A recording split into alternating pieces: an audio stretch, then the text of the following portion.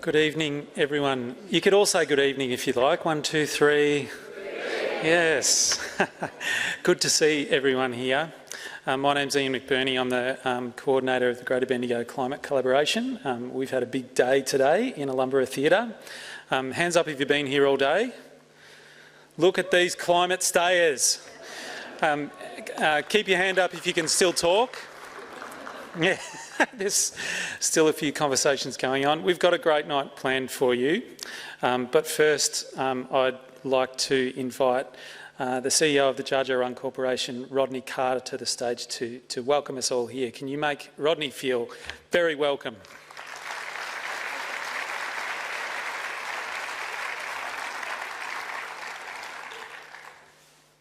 Benjen Jandak, Benjen Wumijika. Benjamin Jandak, Ladik Jaja Urung Kundicha, Munjanayak Mang Yaram Murupok, Dalkap Murupok.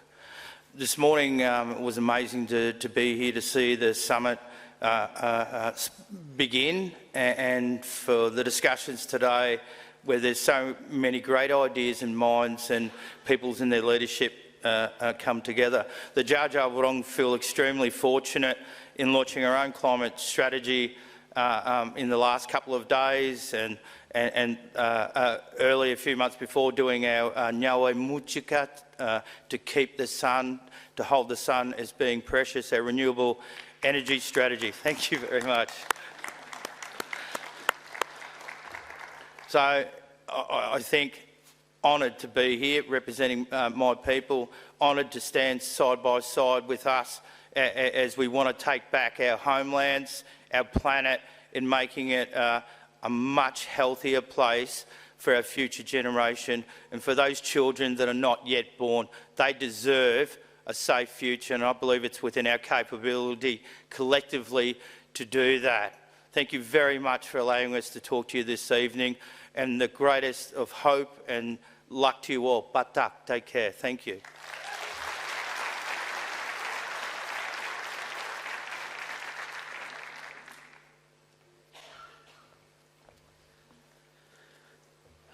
Rodney's going to join us a bit later on our panel too. So tonight we're going to hear a little bit about the day today and a little bit about the climate collaboration. And then, has anyone come here to hear Saul Griffith speak? Yeah. Okay, then we'll have Saul Griffith speak. We're going to have a Q&A with Saul. We'll be using Slido for that, so we'll put some details up about that later so you can ask some questions. And then we've got a panel of local leaders in the city of Greater Bendigo who are going to come up here and have a conversation about what we're doing here, and then how after listening to Saul, how can we make that happen in Greater Bendigo. We've had a big day. So we had the Energy Minister here this morning, which was fantastic, Lily D'Ambrosio, and she was talking about how the state government's just lifted their climate targets for 2035, 75 to 80% greenhouse gas reductions by 2035. And we gave her a huge pat on the back for ending old growth forest logging in Victoria 6 years early, which I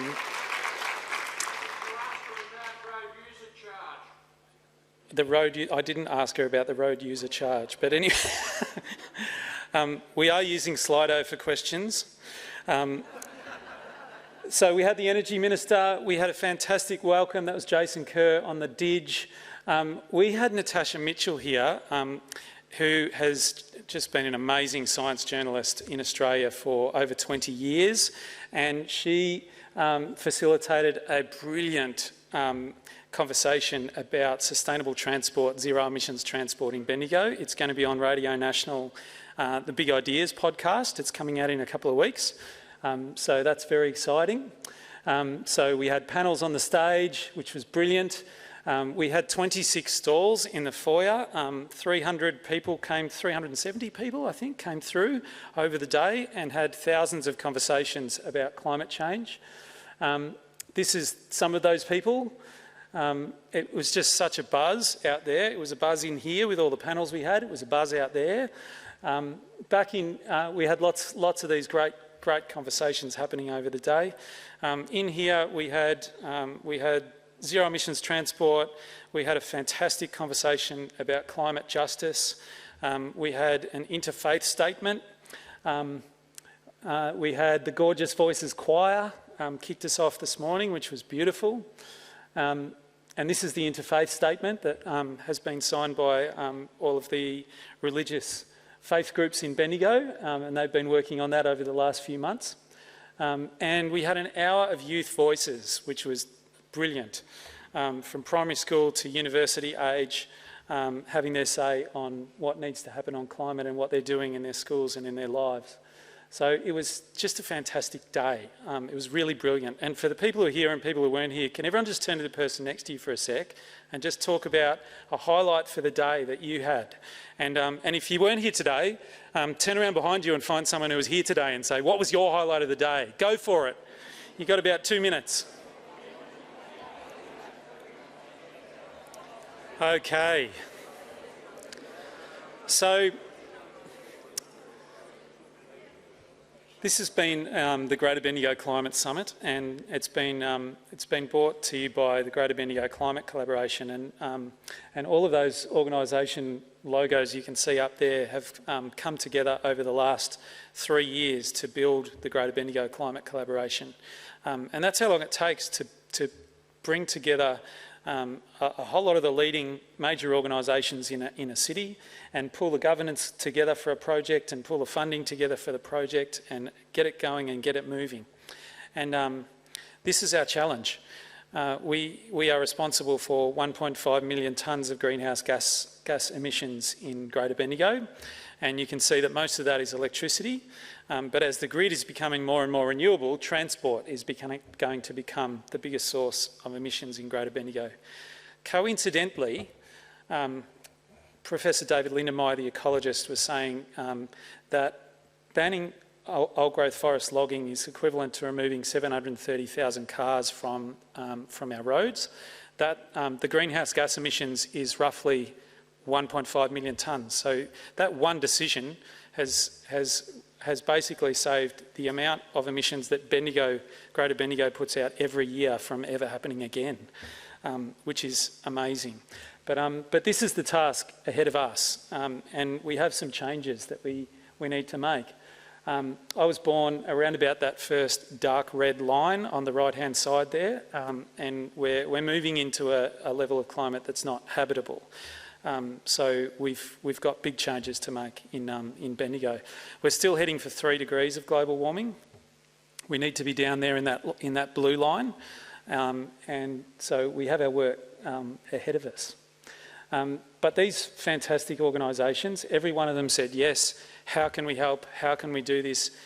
We can't do this alone. We need to do this together, and the way that we can make the biggest difference is to bring the whole city together and work on this project together. So over the last year, we've been creating a zero emissions roadmap for 2030. It's up on the wall in the foyer, and we'd love you to have a look. We'd love everyone. You can go online to our Let's Talk platform and you can provide some feedback on that roadmap. But what we've done over the last year is meet with more than 1,000 people across Bendigo and run a whole lot of workshops, a whole lot of events, talked to a whole lot of experts, done a whole lot of research, done a whole lot of thinking, and we've got this roadmap now, and we'd love your feedback. It's open for public comment until the end of June, and then we'll produce a final one and move on into the next stage. So please have your say. Either tonight you can do that, or you can do it online on the Let's Talk platform. Just to give you a really brief tour of the roadmap, there's a number of different sections. So the first one is working together, and you know, collaboration takes time and resources, and it's too hard to do this alone. And you know, we face burnout unless we all come together and create the proper structures to make it happen. So our strategy is that we continue collaborating. Energy, you know, the state government has a 95% renewable energy target. So we realised just after they set that target after we started the project. So at the start we were like, we're going to have to build all this renewable energy here. And now that's coming. We should all put up renewable energy, but our biggest challenge here is that all new homes are going to be 7 stars as of now. Our current 44,000 homes are well below that, maybe 2 stars, 2.5 stars on average. So they need upgrading, and the barriers there are time and money. And 14 of those households are in low wealth part of our community and need a lot of support. Business is frustrated by the pace of change. We've got a lot of businesses to support, but we're going to hear all about what our strategy is, which is acceleration of what we're doing and equity and electrifying everything. And we're about to hear from the person who thought up the idea of electrifying everything in a moment. So we'll hear how we can do that. On transport, 95% of the trips in Greater Bendigo are by car. We are looking like in the next 25 years doubling the number of cars in the city at our current rate of car ownership and population growth. So whether they're electric or not, that is a very different city, and we can choose to invest in the extra car parking, or we can choose to invest in active travel and in public transport, which is that public transport's not adequate to get people to work, to get people to school effectively. And we have some great plans on walking and cycling, but we need to make sure that they get implemented quickly. The strategy there is a bit of a revolution and in active travel and in public transport and electric vehicles. Food and agriculture, we spent a lot of time talking to the ag sector, and what they want is the latest knowledge on carbon and soils and regenerative ag, and so we're suggesting that we work with them on that. Reaching larger farmers. We've got a lot of things happening in urban food in Bendigo, but they're small scale. It's hard to compete against big supermarkets. They're trying as hard as they can. So the strategy is to expand what we're doing and support what's already happening, and some education with farmers. There's lots of good things happening in the local food system in Bendigo. With nature, carbon offsets are untrustworthy. We still need to reduce emissions to zero. And the loss of forests, I made this slide before last week, and that's got a lot better. But we also have forests here that we need to protect. And so the strategy there is to protect nature and look at local biodiversity offsets that we can see and touch and feel. With the circular economy, we've got our consumption. Most of the environmental damage has happened overseas, somewhere else, before we even buy the stuff that we buy. So there's hidden emissions there. Construction and demolition waste, we're about to close our landfill. There's going to be legacy emissions from that. And the strategy is prevent, reduce, reuse, and support the great things that are happening in Bendigo, like the Bendigo Repair Cafe. And we're looking at a circular economy hub in Bendigo too. So that's the roadmap, and can I just ask everyone in the audience just to put your hand up in the air, just one hand up, everyone in the audience. Hands up if you're going to provide some feedback on that roadmap. Oh great, 100%. Thank you for that. But here we are at the Climate Summit, and this was what happened earlier today. I don't have to tell you about any of that anymore because I already have. Still to come, obviously we need to finalise the roadmap with your comments and feedback, get that adopted, start delivering that. We're going to launch a business program soon. We've got a regional roadmap that we've been developing with the Central Victorian Greenhouse Alliance, and we'll be putting that in place too.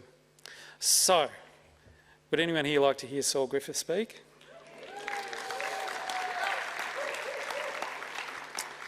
I just had a funny conversation with Saul out the back because I said, usually when I introduce someone, I say, can you send me a really short bio because we just want to get you on the stage. But I read Saul's bio. It's like no other bio that you've ever heard in your life. So you're going to have to just listen for a sec because it's quite amazing. He said you should just say, here's Saul. Saul is an engineer and an inventor. He's a founder and chief scientist at Other Lab, an independent R&D lab. He helps government agencies and Fortune 500 companies understand energy infrastructure and decarbonisation. He's been a principal investigator and project lead on federally funded research projects for agencies including NASA, Defence Advanced Research Projects Agency, DARPA, Advanced Research Projects Agency Energy, ARPA-E, the National Science Foundation and United States Special Operations Command. He was awarded the MacArthur Genius Grant in 2007. Hands up if you've won a Genius Grant. He completed his PhD at Massachusetts Institute of Tech in 2004. He's the founder and chief scientist at Rewiring America, a non-profit dedicated to widespread electrification as a means of fighting climate, creating jobs, making our air clean and saving the future for our children. He received his PhD at MIT in materials science and information theory, and prior to that he studied in Sydney and at UC Berkeley in metallurgical engineering. Since graduating in 2004, he's founded and co-founded numerous tech companies based in the Bay Area, including Tro, Sunfolding, Rome Robotics, Fablight, What's On, Canvas Construction, Makani Power, which was acquired by Google, Instructables.com, acquired by Autodesk, Squid Labs, Howtoons, Optiopia, Patentco, and Stow Energy. He was born in Australia, is a father of two, is a consistent champion of STEAM education, including the A for art. And I think you should give him a massive, massive Bendigo welcome. Saul Griffith, folks.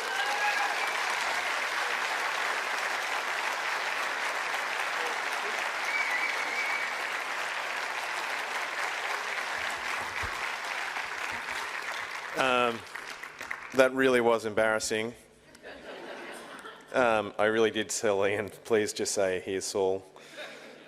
Anyway, the Genius thing, it's not called the Genius Grant, it's called the MacArthur Fellowship, sponsored by the MacArthur Foundation, but it's colloquially known as the Genius Grant. The problem is, once you have a Genius Grant, if you're married to my wife, every time, you know, when you open the kitchen cupboard door and then you headbutt it, she's like, nice job, genius.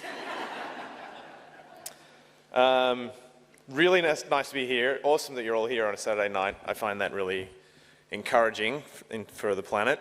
And I'm just going to start with the funny story that happened on my way here. I had to drive down from Sydney. I stopped in Canberra to do some politicking and talking to the American ambassador. And then when I got to Gundagai, I pulled over. I didn't drive an electric car, in case you're wondering, and I bought diesel in Gundagai. And then there was this young man with his thumb out, hitchhiking. He had a sign that said, "I'm walking across Australia." And he was trying to hitch to Melbourne, and I was very intrigued, because, like, why would you, if you're walking across Australia, why are you hitchhiking with me? So I pulled over. Hiroshi, you wave your hand, Hiroshi? Yeah, there's Hiroshi. He's from Japan. He's very lovely, but this next bit is a little bit eccentric, because I said to him, "So you're walking, why are you getting right?" He says, "I have very bad day, very bad day." And I said, like, you know, what could possibly have gone wrong? And he said, I'll show you. And as he's piling all of his stuff into my car, he's got a stroller or a pram. You're like, why is a 22-year-old guy from Japan? Anyway, he's pushing a pram around Australia.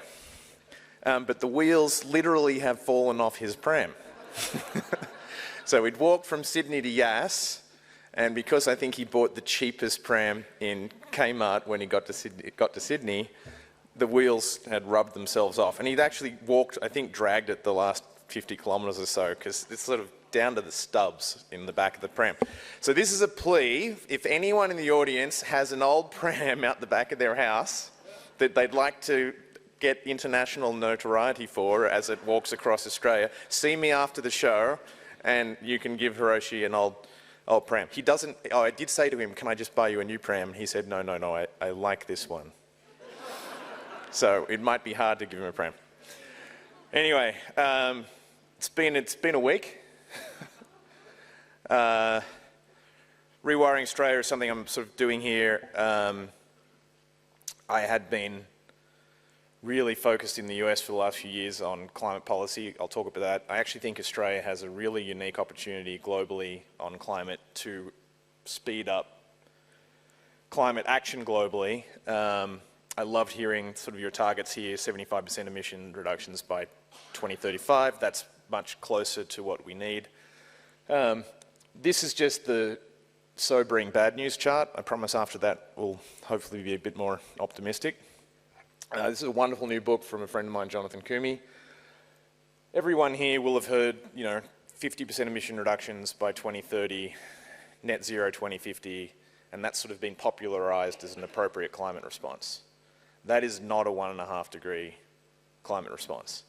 That was a 1.5 degree climate response in 2018, but we didn't start reducing emissions in 2018. We kept increasing emissions globally.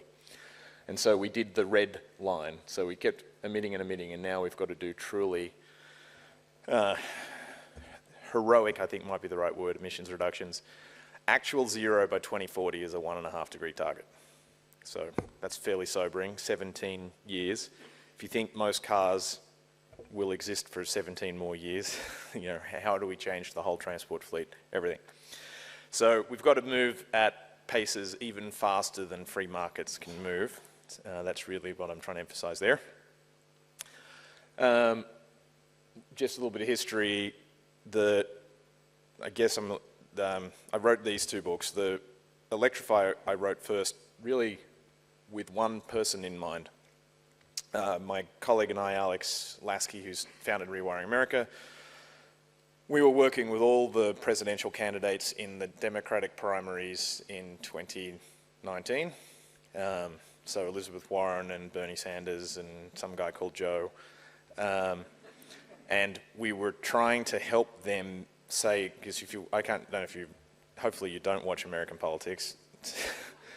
But every time they would stand up to do a talk and they'd say climate change, and then they kind of wince a little bit, like it might be hard to be optimistic. So we were trying to inject into the primary conversation some optimism about what are the opportunities for transformation, and what is the good side of solving climate change work for. So Electrify really was the book that came out of that. It was a love letter basically to Joe.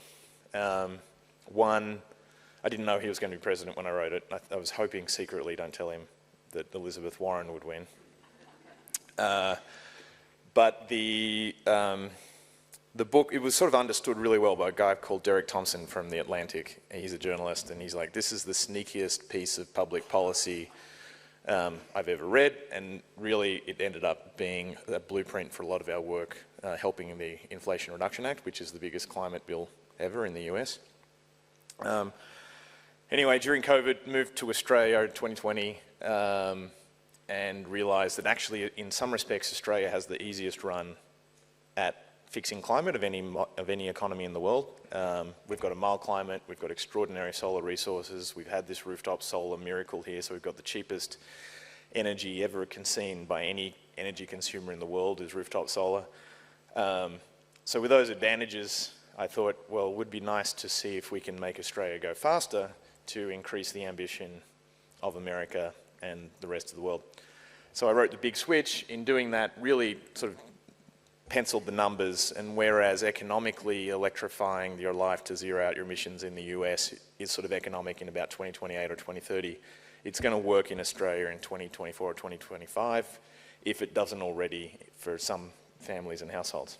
So that was The Big Switch. It was more written as a love letter to the Australian people, hoping to, encouraging us to rise up a little bit politically, because I think we are not getting the policies we need because we're not putting enough pressure on the government. And I'll return to that idea in a minute. First, this is going to be your homework assignment for the evening. I'm going to quiz you on this chart at the end of the talk. This is work I did for the Department of Energy in 2018 with a couple of colleagues. Does this have a laser beam? No. Okay, well I'll have to... Okay, so this is called a Sankey diagram. It's all the flow of all of the energy in the US economy. And just to sort of show off a little, so on the very far left, those are the inputs. So that's like tons of coal, millions of cubic feet, as they say in the US, of natural gas, barrels of oil, some nuclear, some wind, some solar on the far left. It then flows through the economy into the sectors. You've probably heard of these sectors: the residential sector, the commercial sector, so that's your homes, your small businesses, the industrial sector, which in this case is, I think purple is transport, blue is industry, red is households, green is commercial, and then the electricity sector. If you go into the fine detail, you learn things like 0.2% of energy use in the US is in abattoirs. 0.6% of energy in the US is used to get children to school on school buses. 0.9% of US energy flow is using natural gas to pump natural gas through 1 million miles of pipeline. 3% of US energy flow is using oil to convert oil into diesel and petrol. Actually, these are two extraordinary numbers. Nearly 10% of the energy in the US is used to find, mine, or refine fossil fuels. And in fact, 6% of the energy that the US thinks it uses doesn't actually exist.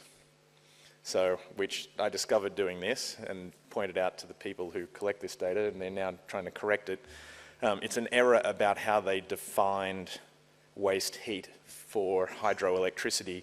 Anyway, the point being, if you didn't need, if you take that 6% out and then you don't need to find, mine, refine fossil fuels anymore, then you can take out another 10%, and already solving climate change and transforming the energy economy is 15% easier, just like that.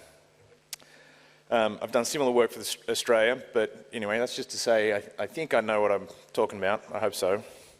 That led me to start, that really was the work that led me to get to meet this guy. We had, I think, about 2.5 seconds with him. He didn't look me in the eye. He might have looked my partner in the eye, but you can't tell because he's got his dark Brandon glasses on. This was the day where they were celebrating the passage of the Inflation Reduction Act, which is a $369 billion bill. So we got a fist bump and a nice job from Uncle Joe. This is pretty extraordinary. This is sort of power of small, well-motivated people getting a lot done. You can recognize me. That's the jacket that I bought especially to go to the White House. The guy to your right is Alex Lasky. He's the co-founder of Rewiring America with me, another Silicon Valley guy. He and I both basically quit all of our real jobs to work on climate in 2019. We hired an adult, that's the tall guy in the back, Ari. He harnesses our ADHD and puts it to good use. The woman in front is Rachel. She ended up being our policy writer. The two guys in the funny coloured ties, you recognise that.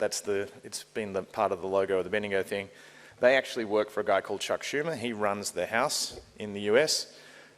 Tim Ryder, the guy in the sunglasses, is like, third tier down bureaucrat within the department that's responsible for putting the whole bill for the Inflation Reduction Act together. Luckily, he knew that I had done the work on a few slides ago on the whole energy system. He called me and says, my boss Chuck asked me to figure out how to get the best bang for our buck on a giant climate bill for the US. Could you help me build the spreadsheet? And I said, yes. When do we start? He said, today. I said, let me call my friend Sam. So that's my friend Sam. He's another physicist. And I think it's true to say that this was pretty pivotal in getting the Inflation Reduction Act off on the right footing. For the first time, we had climate policies go to engineers and scientists as how do you design policy response, as opposed to economists who just wasted 30 years trying to apply a tax to it. So that was pretty fun. Rachel turned all of the science and spreadsheets into the actual prose for the bill, which is pretty cool. You might ask yourself why was the biggest climate bill in human history called the Inflation Reduction Act? A little bit, part of it was about lowering the cost of prescription drugs in the US. That was sort of tacked on at the end to make it politically favourable.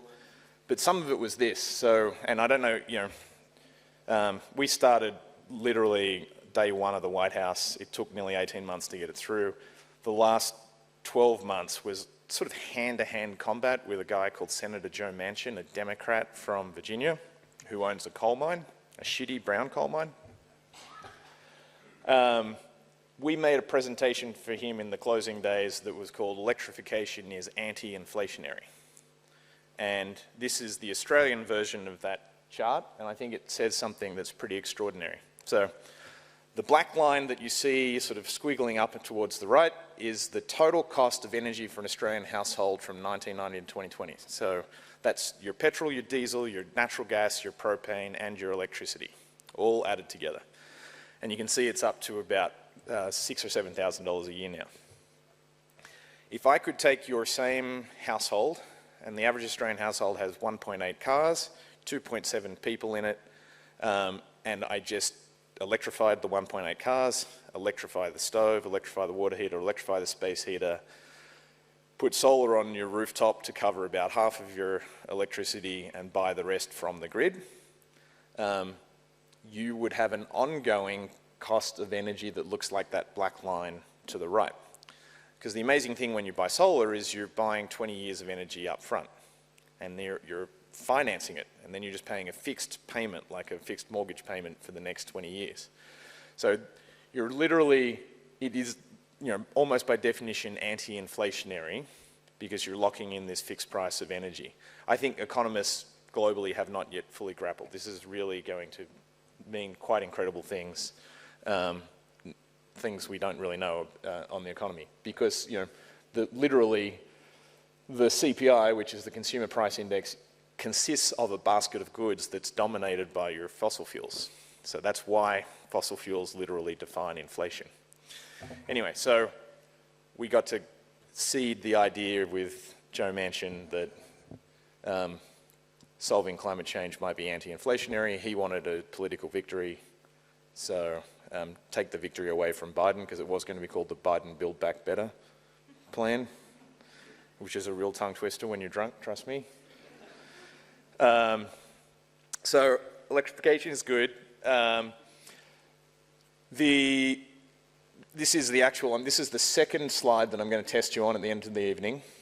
This is every single line item in the Inflation Reduction Act broken down. Really, up in the top corner there, that's not electrification, nearly all of that is little weird things like land use bills, funding some national parks. It's a very complicated bill, which is what Americans like to write. But what I'm really trying to emphasize is, like, it should have been called the Electrify Everything bill. 85% of the money is for electrification of the economy. The bill was literally designed, and at the end there was actually thousands of people working on it, designed to permanently transform the market in the US so that any consumer purchase buys the thing that doesn't cause climate change through renewably powered or nuclear powered electrification. About half of the bill is for the supply side, so that's for all the wind farms and the solar farms, and in the US some nuclear plants. And the other half, which is the half that we really championed and I'm very proud got into the bill, was the demand side. Literally things to help every American household get electric cars, get heat pumps, get electric cooking, get solar cells, get batteries, and then a little bit for manufacturing all of those things in the purple there. When the IRA actually went public and was passed, we at Rewiring America actually built a calculator. So you can enter your address in the US, you can enter your tax bracket, and it will tell you what incentives you qualify for. So this is my home in San Francisco. You can see our household qualifies for $33,600 US worth of rebates, subsidies, and tax incentives to buy solar, to buy batteries, to buy electric vehicles, to buy all of the pieces. So probably a lot of you are thinking about, oh, how are we going to afford this energy transition? Yes, America's just going to throw gobsmacking amounts of money at it. I'm now here trying to get Australia to do that. We got $1 million. All right, the rest of the slide deck is a convoluted macroeconomic argument. So you're not going to hear about economics from a physicist, so good luck with that. But you'll sort of see the argument that we're trying to use with the government to get them to go hard. The government did put about $1.3 billion new into electrification in the budget just passed. It's a good start. Pro rata, that's about 1/10 of what the US is doing. And I should say, as extraordinary as the Inflation Reduction Act is, it's really only going to get 25–30% emission reductions by 2030. So it's still insufficient. So I think it's now on us to pressure the Australian government to respond. And I'll give you the argument for why we can afford to. And that's going to be the story of Rewiring Australia. So, super quickly, bit of a climate update. Fast and early emissions reductions, as I said earlier, are required. This is a community event. I'm really all about how communities transform, because community emissions are the near-term opportunity for emissions reductions. So, like I said earlier, you've got to get to 0 by 2040, basically. Anything you can do faster will do better. What we don't recognise in Australia, and I'm sorry I don't have a slide, but I'll describe this. A huge amount, 40% of our emissions are emissions that we incur in Australia to export things overseas. So they're not useful to us. So that's using diesel to mine coal and get coal to port and go overseas. That's using natural gas to make things for export. It's even the fact that about 60% of our beef and 40% of our lamb, I might have those numbers mixed up, the emissions for their methane, even though they're eaten overseas, goes on our bill. So that's why, partly why Australian government's always been very concerned about what its industrial policy is for climate, and they've done that at the expense of Australians, because if you look at our emissions look like they're dominated by industry. But it's ignoring the fact that a huge amount of that is just making fossil fuels for other people. So if you just look at our domestic economy, 42% of the emissions in our domestic economy are emissions that are decisions that happen around your kitchen table. So what are you driving? What is heating your house? Where does your electricity come from? Small businesses are about another 29%, because they drive vehicles, they heat things, they cook things. So fully, it is important to think about the 100 million machines that sit inside your homes, that sit inside your small businesses, because that is about 70% of our domestic emissions in Australia. This is the other scary, sobering slide. Sorry, I promised only one. I've got two. The red line is what we need to do in terms of emissions. The purple, green, and blue lines are what you might call adoption curves. So water heaters last about 10 years. If we stopped buying water heaters that ran on natural gas today, and you only ever allowed Australians to buy electric ones, it would take a little more than 10 years for all of the emissions from water heaters to get to 0. Space heaters last 15 years, so it takes a little bit longer. Cars last about 20 years on average in Australia. So realistically, if we did perfect execution, we do a huge amount of renewable build out, but we also never, basically starting tomorrow, we only buy electric cars, we only buy electric water heaters, we only buy electric space heaters and electric cooktops.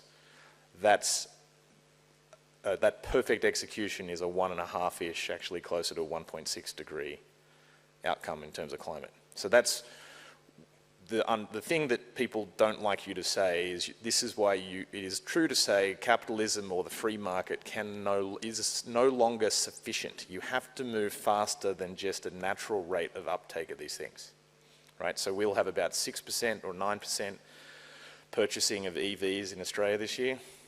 It needs to be 100% next year. Even Norway's in the lead globally. They've got about 80% electric vehicles this year, and you won't be able to buy anything that isn't zero emission after 2025 in Norway. That's, if you could have Australian rooftop solar policy, Norwegian car policy, and Korean home heating policy, that country is like Norstralia or something. That would be the climate policy that would give you the sort of outcome the world needs. A lot of people, after I say what I just said, feel really guilty. They're like, I haven't electrified any of these things yet. I'm a bad person. And they go to a place of guilt. I don't think that's really right. And I think the challenge for me narratively is like, it's an emergency, everyone, light your hair on fire. Now I want you to make 6 good decisions over 20 years. So that expression was captured well by a guy who came to one of my talks, and he walked up to me afterwards. He says, "Oh, my family's already done this. We've made a net zero 2025 plan. Get solar now. As you know, finance solar is already a bargain and is cheaper than the grid." He'll save enough money, he projects, over the next 2 years to electrify the stove and the water heater. Then he predicts 2024 is when the battery prices will come down enough to make that a real slam dunk economic success for him. And then he said he was going to get an electric car in 2025, and I thought that's because he was waiting to afford it, and it was actually because he's waiting for Volkswagen to do the bus in electric. But I think it's a really interesting thing about that. So after they've made those 5 good decisions, this household, the only other emissions are dependent on what they eat and how they bank. And so I think about this as the journey, the electrification journey we need every Australian household, every household in the world to get on. And it'll be a bit different for every house. Some might start with the electric bike, some might start with the rooftop solar, some might start with the car. But you just need every single household to be making those 6 or 7 decisions well, and that's how we stay on target. And it was this sort of thinking and machine level thinking that went into a lot of the Inflation Reduction Act. How do you now make sure that finance is available for people when they have to make those decisions? How do you make sure that the tradies are going to show up and we have enough of them? How do you make sure, in a whole bunch of senses, that these purchasing decisions are the easiest? So anyway, that's what we have to do, electrify the demand side of machines. Excuse my cartoons that I hand draw. But there you go, 1.8 cars. Electrify the machines, supply it with green electricity. Here's the extraordinary story, and this really was, I'll now save you the purchasing price of the Electrify book. All it really says is this: electrification will cut the energy use by more than half. It'll improve your health, your quality of life, and lower your energy bills. This is worth sort of thinking about. 1970 was the first Earth Day, partly the success of Rachel Carson's Silent Spring, which was a really horrifying environmental polemic about DDT. It sort of spurred the modern environmentalist movement to begin. It was the largest marching of people for the Earth. It was like over 1 million people before or since. Unfortunately, after that, they didn't really know what to suggest to do on like how do you save the world, except for stopping DDT, which they did. But then the oil crisis happened in America in 1973. In 1973, there was no Department of Energy, there was no Environmental Protection Agency. Richard Nixon was in power. The oil crisis happened in the Middle East. America was missing 15% of its energy. Nixon went to the closest thing that he had to a Department of Energy, which is actually a few scientists that were part of something called the Joint Committee for Atomic Energy, said, can you please figure out what we need to do? They basically made a Sankey diagram. They started the Department of Energy, and they realized at that time the answer to that environmental energy crisis was efficiency. If we're missing 15% of energy, well, let's just make every car 15% more efficient. Let's make every water heater 15% more efficient. Problem solved. That literally gave us sort of the mantra of reduce, reuse, recycle. It's why a lot of the environmentalist messaging for the past 50 years was, to paraphrase it, if we're all just a little bit colder and we suffer just slightly more with a little bit less, we'll be slightly less fucked. Sorry for any children in the audience, or my mother hates me when I make that joke.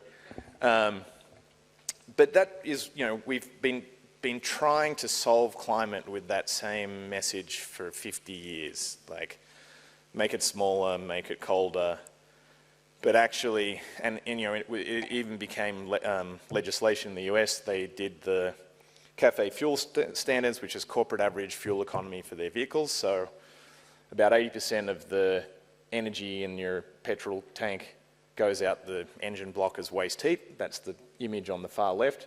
50 years of the CAFE fuel standards made the waste heat slightly less, right? But the incredible thing, you go to an electric car, it uses somewhere between 1/4 and 1/3 of the energy to go the same distance as a petrol or diesel car.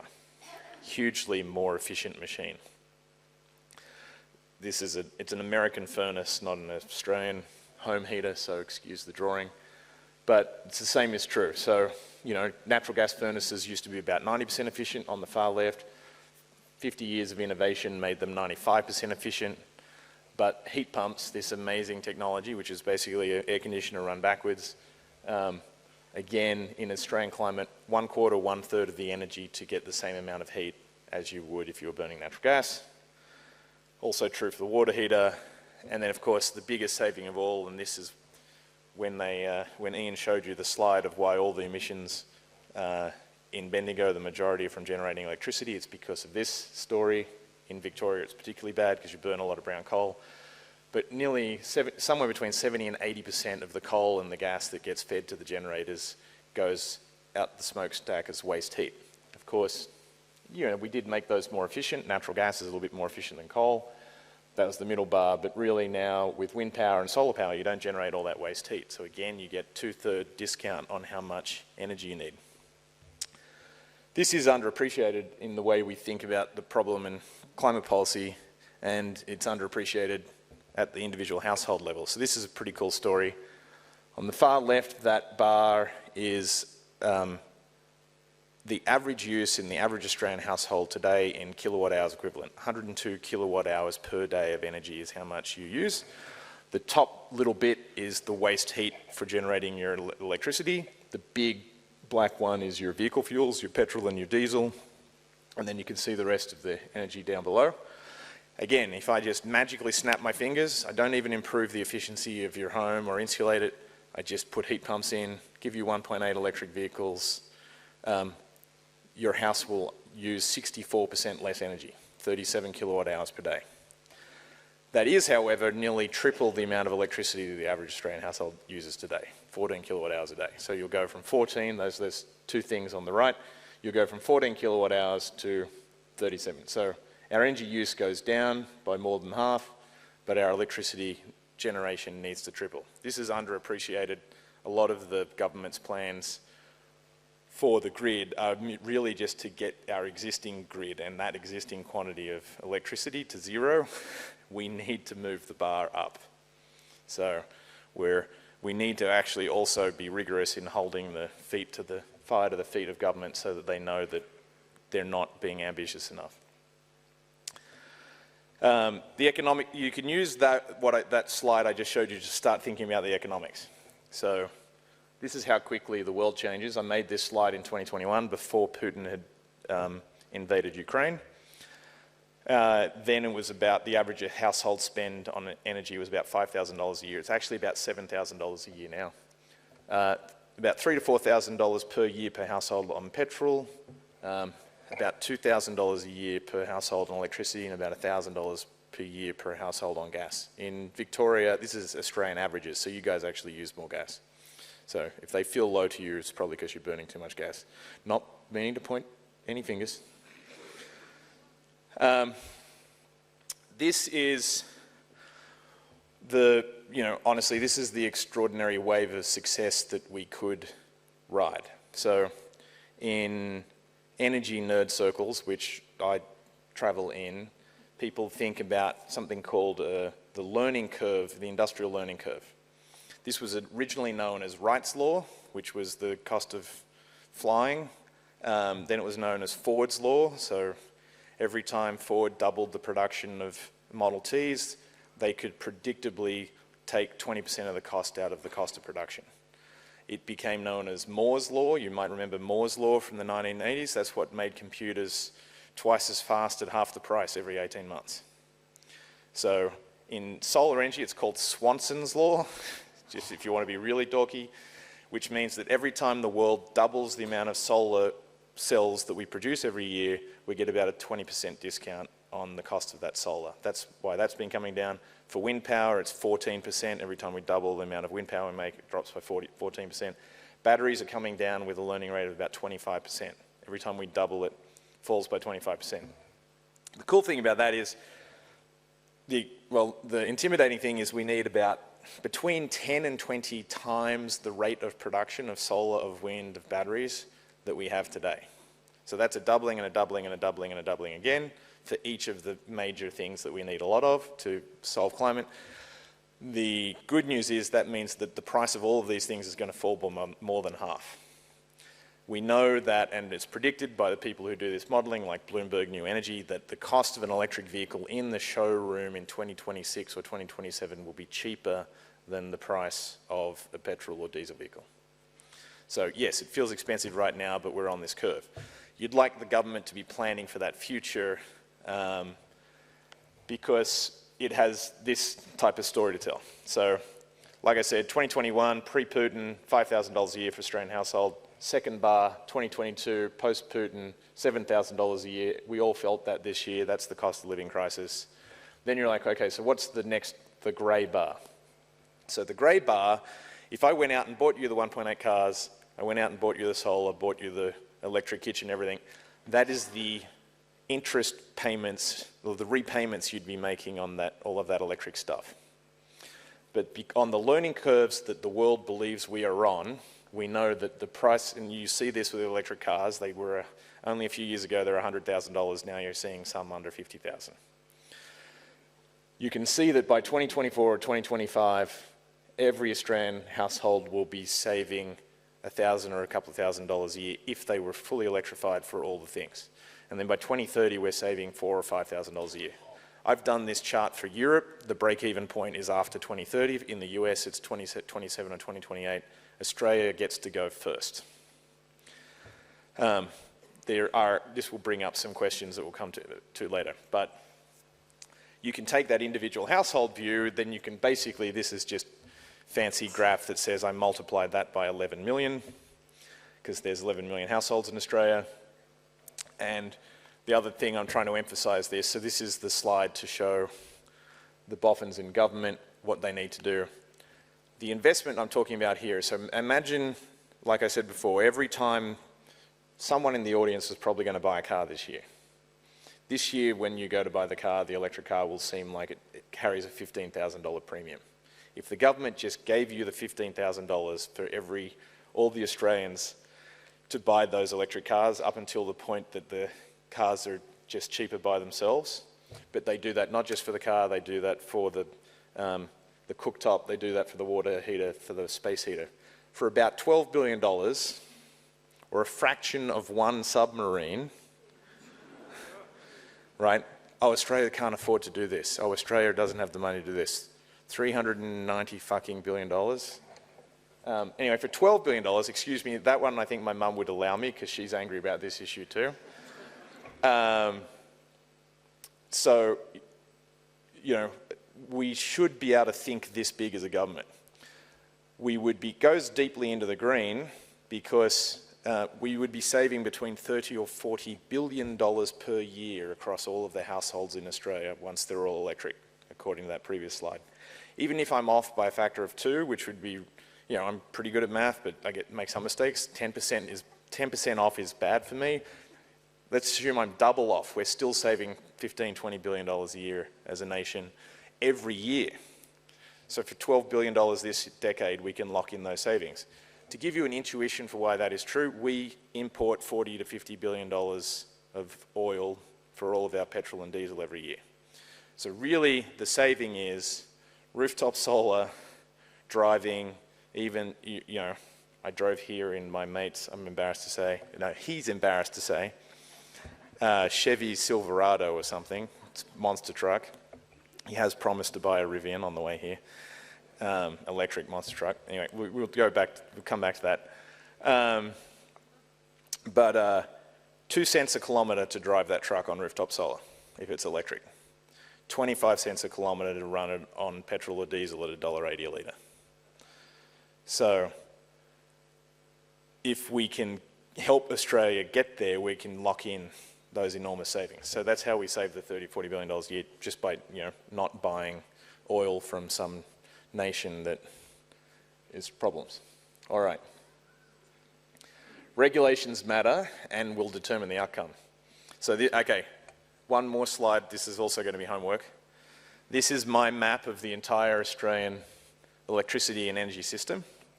So on the far left are the 100 million machines that live in our homes and small businesses. On the very far right is the big solar farms and the big wind farms. And there's all the layers in between, whether that's your circuit board, whether that's the meter, whether that's the local distribution grid or the retailer who takes your money. And I was trying to map to this, you can see where the household sits at the top there, mostly focused on decisions on the left. You can see where the big generators and transmission interests over there on the far right. But the community is literally where all of these things come together. And you can see where the politics of this is, and you can see where the finance of this is. This is to say that there's a lot of savings on the table to be saved. That was the previous slide. This is to say that how you regulate and how you set the rules of this energy system are going to dictate who gets to take home all of that money I'm just saving you.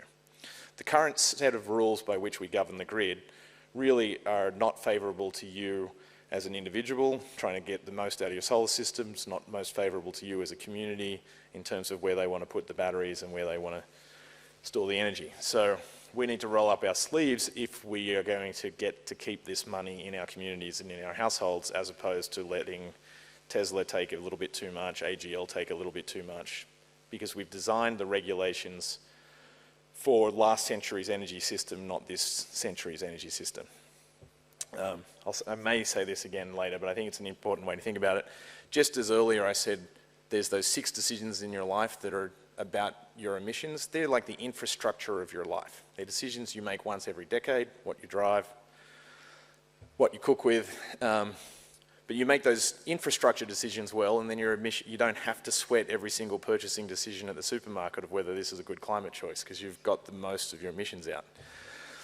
But I use that infrastructure question, that word, very carefully there, because I'm also trying to pull a 3-card trick on the government.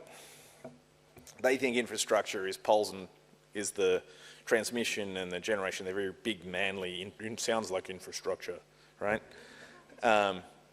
But the reality is the 20 million Australian vehicles that we own amongst our households will have a battery that's 6 to 10 times the size of snowy hydro, right? Our collective rooftops will be the largest generator of energy in Australia. It is literally infrastructure of the nation. So if the government can give low interest loans and all sorts of concessions to industry to do infrastructure, why can't they do the same and help Australian households with the most critical infrastructure of all? So you can see we're building moral and economic arguments to beat these guys into submission, because I'm damned if I'm going to let them not help you buy an electric induction stove.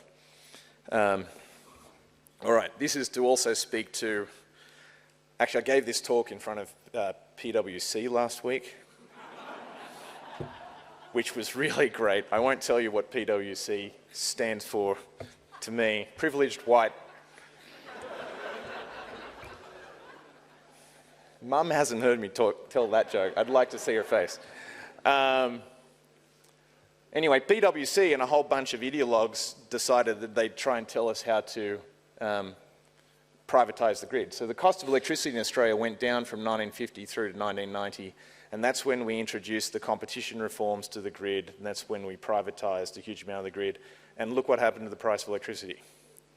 Shouldn't hugely surprise you. You used to have one organisation. It may not have been perfect, but they only had to make profit at one place. Now all 4 of these companies have to make 10 or 20% of their profit, and it stacks up, and that's a mistake. So we got to have our eye on this, because we still got the people who were thinking about like that are still in charge of the regulatory bodies we have here. So our regulatory bodies are not fit for purpose for the energy system of the future, where your households and your vehicles are national energy infrastructure. So we've got to fix that. And here's another case for why. On the far left over there, that's the price of electricity from the grid. It's about 28 cents a kilowatt hour. I broke it down into all the little pieces: the distribution grid, the transmission grid, the cost of generation. That tiny little second bar is the price of financed rooftop solar. That is really the extraordinary Australian success story. Cheapest energy ever at retail level for real people.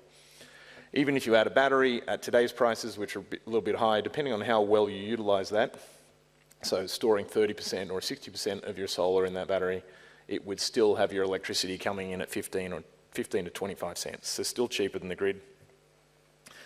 But I've put another bar over there called community solar. So imagine that you could, I saw a lot of car parks here, put solar all over all the car parks in Bendigo, put solar on the school roof, put solar on the roof of this building, put solar on the RSL on the schools. And you think about that, that doesn't have to incur the transmission costs. And it's going to be much cheaper than the wholesale cost of grid electricity over there on the left. And it doesn't really need to have the residual or the enviro policies pieces. So why aren't we setting the rules for the grid to maximize the generation within the community and motivating and incentivizing neighbour-to-neighbour transactions where, you know, I'm charging my mate's electric monster truck occasionally, his monster truck's occasionally cooking my dinner for me. Like, that's the sort of rules for the grid that we need. And we need to motivate, you know, if we want the cheapest electricity system and energy system for Australia, it's maximise the rooftop solar. This is really the point of this slide. Maximise the rooftop solar, maximise the amount of community solar, community wind you can generate within your community. In rural Australia, you will easily generate more than your community needs nearly all year round, and then just hold the system together with the balance coming from this larger grid that helps you on the, you know, if it's a rainy day here, it's probably sunny in the Northern Territory, etc. But we now need to build that system, and as you've probably heard all day, we've got to build it in a tearing great hurry. All right, I'm going to finish and then go to questions. I have no idea whether I'm on time or not. A few people have walked out, so maybe I'm over time. I saw you. Anyway, what could success look like? So I think we've now got to talk about the success stories. I've been really championing community groups like this around Australia. I really think we need communities to want this. I think we need individuals to want this. I think we need to turn that into political power and political pressure. So we've been experimenting with, that's my t-shirt that I spilled strawberry jam on the way here. Electrify 2515. So this is 2515. I live in Ostermere. It's just north of Wollongong. There's 6 suburbs in that postcode. It's 11,000 people, so it's about 10% of the size of Greater Bendigo in terms of people. It's about 4,500 dwellings. You've got about 44,000. So any number that I'm about to say, multiplied by 10, and then there's like, that's a picture for Bendigo. So we'll do that as an exercise together. Our electricity grid, nearly all the electricity for 2515 isn't exactly truthful to say this, but it goes through Wombara's own substation. So that's my drawing of a substation. There's probably someone here in town that you've tried to ignore, but next time you're sort of down beside the railway tracks, you'll probably be like, oh, that's a substation. The average Australian substation, turns out, serves about 4,000 or 5,000 homes. So there's probably 10 or 12 substations around Bendigo that are connecting all of your energy together. Under the substation is a whole bunch of poles. Anyway, literally, and I wrote an essay for the quarterly essay recently called The Wires That Bind. Literally those distribution grid that I just showed literally connects every single Australian household to every single other one, which is kind of extraordinary.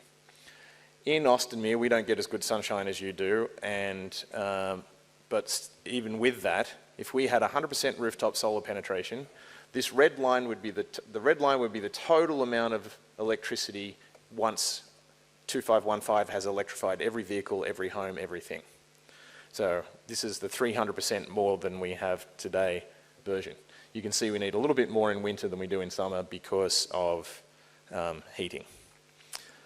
100% rooftop solar, we can produce double the amount of electricity we need in the summer, but we still can't quite meet our winter needs. This will be true for most Australian communities. This is why islanding your community or just not trying to connect to Greater Australia is not a good idea, because you want to be connected to other places where it's sunny, you want to be connected to other places where it's windy, and you want to be able to get energy in winter. Nevertheless, it is to say the great majority of that very cheap rooftop solar, whether it's community or your own personal, can easily meet the energy needs of most Australian communities, particularly rural ones, because you've got more space. which is what I say in that slide that's too wordy. What do we do? So you might be suspecting that I broke my shoulder today instead of preparing my slides, and you'd be right. What do we do today? So this is the good news story. So this will be a little bit repetitive. So in our community today, or it's a little bit more because of inflation, but about $4,800 a year, the average household in our community spends on fossil fuels. Nearly $3,500 on oil. There's one petrol station in 2515. It also sells tobacco and sugar, so it's 3 things that can give you cancer and kill you in one place. And it creates one job in the community, right? And then all of that money, think about the amazing extractive tax on our community. That's all of those dollars spent on petrol and diesel just leave the community immediately and don't really create any meaningful employment. It's somewhat also true of the natural gas, which I have the little gas cylinder there to represent. And then we purchase most of our electricity from outside of our community. What could we do instead of that? So this is the good news story. So I've got to figure out how to draw this better, but what I'm trying to say is we no longer buy that oil, we no longer buy that natural gas. We don't buy coal, but we do still buy about $1,000 a year per household from the grid. By 2030, we'll be saving about $5,300 per household per year. And we'll be spending a little bit more than that from each household in the community, because to save some of that money, you've got to invest in the solar, which is you're going to pay some local guy to put the solar on your roof, you're going to pay some local girl to install the water heater and the space heater. So imagine now, instead of a community where you're $3,000 or $4,000 a year is leaving the community on a one-way ticket, the households are spending $5,000 a year in the community on the energy in their community and workforce in their community. So that was the household view, but for 2515, the community level view is great. And you can just, like I said before, let's multiply these by 10 together to think about the story for Bendigo. So in 2515, we spend about $15 million a year on the petrol and the natural gas. And we spend about nearly $5 million a year, 4.5 or so, on the electricity from the grid. That probably means you spend about $150 million a year on gas and petrol in Greater Bendigo. And you spend about $40 million a year purchasing electricity. In 2515, we'll still assume that we'll spend $4 million, or you guys $40 million, but we'll spend about $1.4 million on local electrification labour. That'll create about 25 jobs according to the way people calculate job creation. So you'd be creating 250 local electric technician labour jobs and spending about $13 million a year on that labour in Greater Bendigo. And in our community, we'd be saving about $21 million a year. You'd be saving $200 million a year in Greater Bendigo. If you look at the way we spend in Australian households in terms of the census, you spend about 55% of household spending is within the local LGA. So we'd be spending in our community about $12 million a year within the community of that saved money, because you won't save the money. You might think you're going to save the money. You're going to spend it on stuff, but you're going to spend it on a lot of local stuff. And so the thing that actually creates all the jobs is when you spend $12 million in your community, you're going to create a whole bunch of new restaurants, you're going to have new classrooms, new teachers, all of those things. And so think about Greater Bendigo, like what a great way to gold plate an already beautiful town if you're spending, in your case, $200 million a year, every year, year on year, in your community, because you're not buying foreign oil and you're not buying natural gas that didn't come from here. So I think this is the really even more compelling to me than the story for an individual household, is to think about this as the greatest opportunity in Australian history to right some wrongs and to think about to really reinvest in our communities in a way that we haven't in a long time. Now, that brings me to the 6 infrastructure decisions of your life. And I think the only thing, I didn't look at the slides before sufficiently, the only thing I really missed that I really want to touch upon is maybe the slide to do that with. Apologise for this.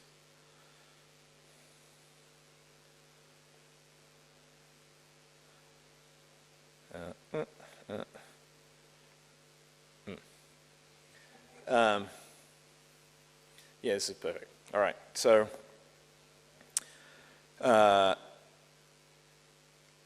you had a panel here earlier today, I'm told, on equity and how do you make this work for people.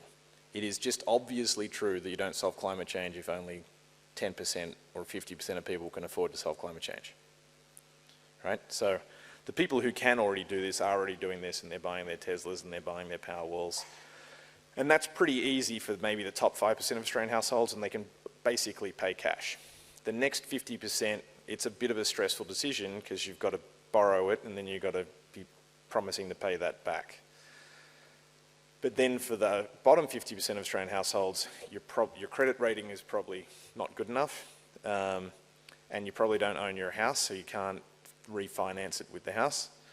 And so really the most, the tragedy of this is the wealthiest 20% of Australian households spend about 4% of their income on fuel, energy. The poorest 20% of Australian households spend over 10%, close to 15%. So the very households who can benefit the most from this picture will not, and we're not on a trajectory to help them afford this energy transition. If you think the cultural wars of last decade around climate were bad, what happens when, the first 10% are driving the nice shiny things around and having a lot more lattes because they're saving $3,000 a year to spend on lattes, but then we've excluded a huge swath of the Australian public from participating. America, love it, glad I don't live there anymore. God, if this goes on the internet, I'm in trouble. But the Inflation Reduction Act was, in some specs, in some senses, regressive as a policy. It was a spending bill only, so it couldn't be regulatory, and spending bill basically mean it was all hacks on the tax code. So it was all tax incentives. So you have to earn a lot of money to earn the tax incentive in the Inflation Reduction Act. So it's regressive because it helps the rich people get more rich things. I think the huge opportunity for Australia is to set a precedent globally on a progressive set of policies that help every single Australian household afford this future. And I think it's existential because I think if we don't do that, well, obviously we'll miss climate targets because we're not helping them afford it, but we're also going to, divide ourselves as a nation. And having lived through watching America divide itself, it's not pretty. So I guess I'm going to end on that sobering note. I don't know how to finish nicely except for, who's got a stroller for my friend Roshi? All right, I guess we'll go to questions. Thanks.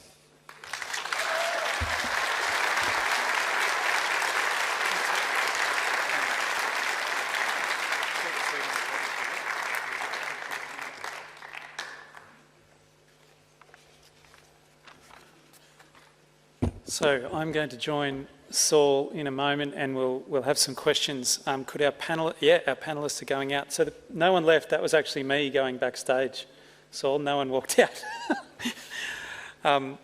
So Slido is how we're doing questions. It's how we've done questions all day. So it's a pretty simple process. You just put in sli.do into your web browser and use the code #GBCC Summit.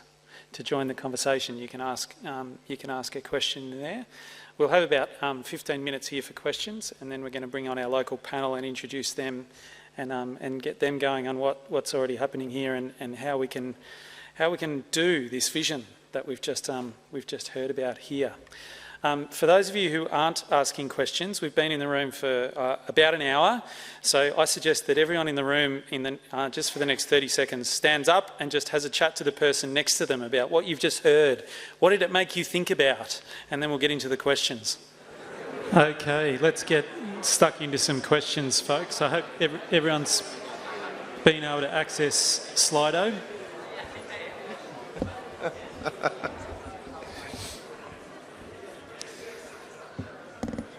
Apparently we have a pram for Hiroshi. Thank you, Bendigo. So the circular economy is alive and well in Bendigo.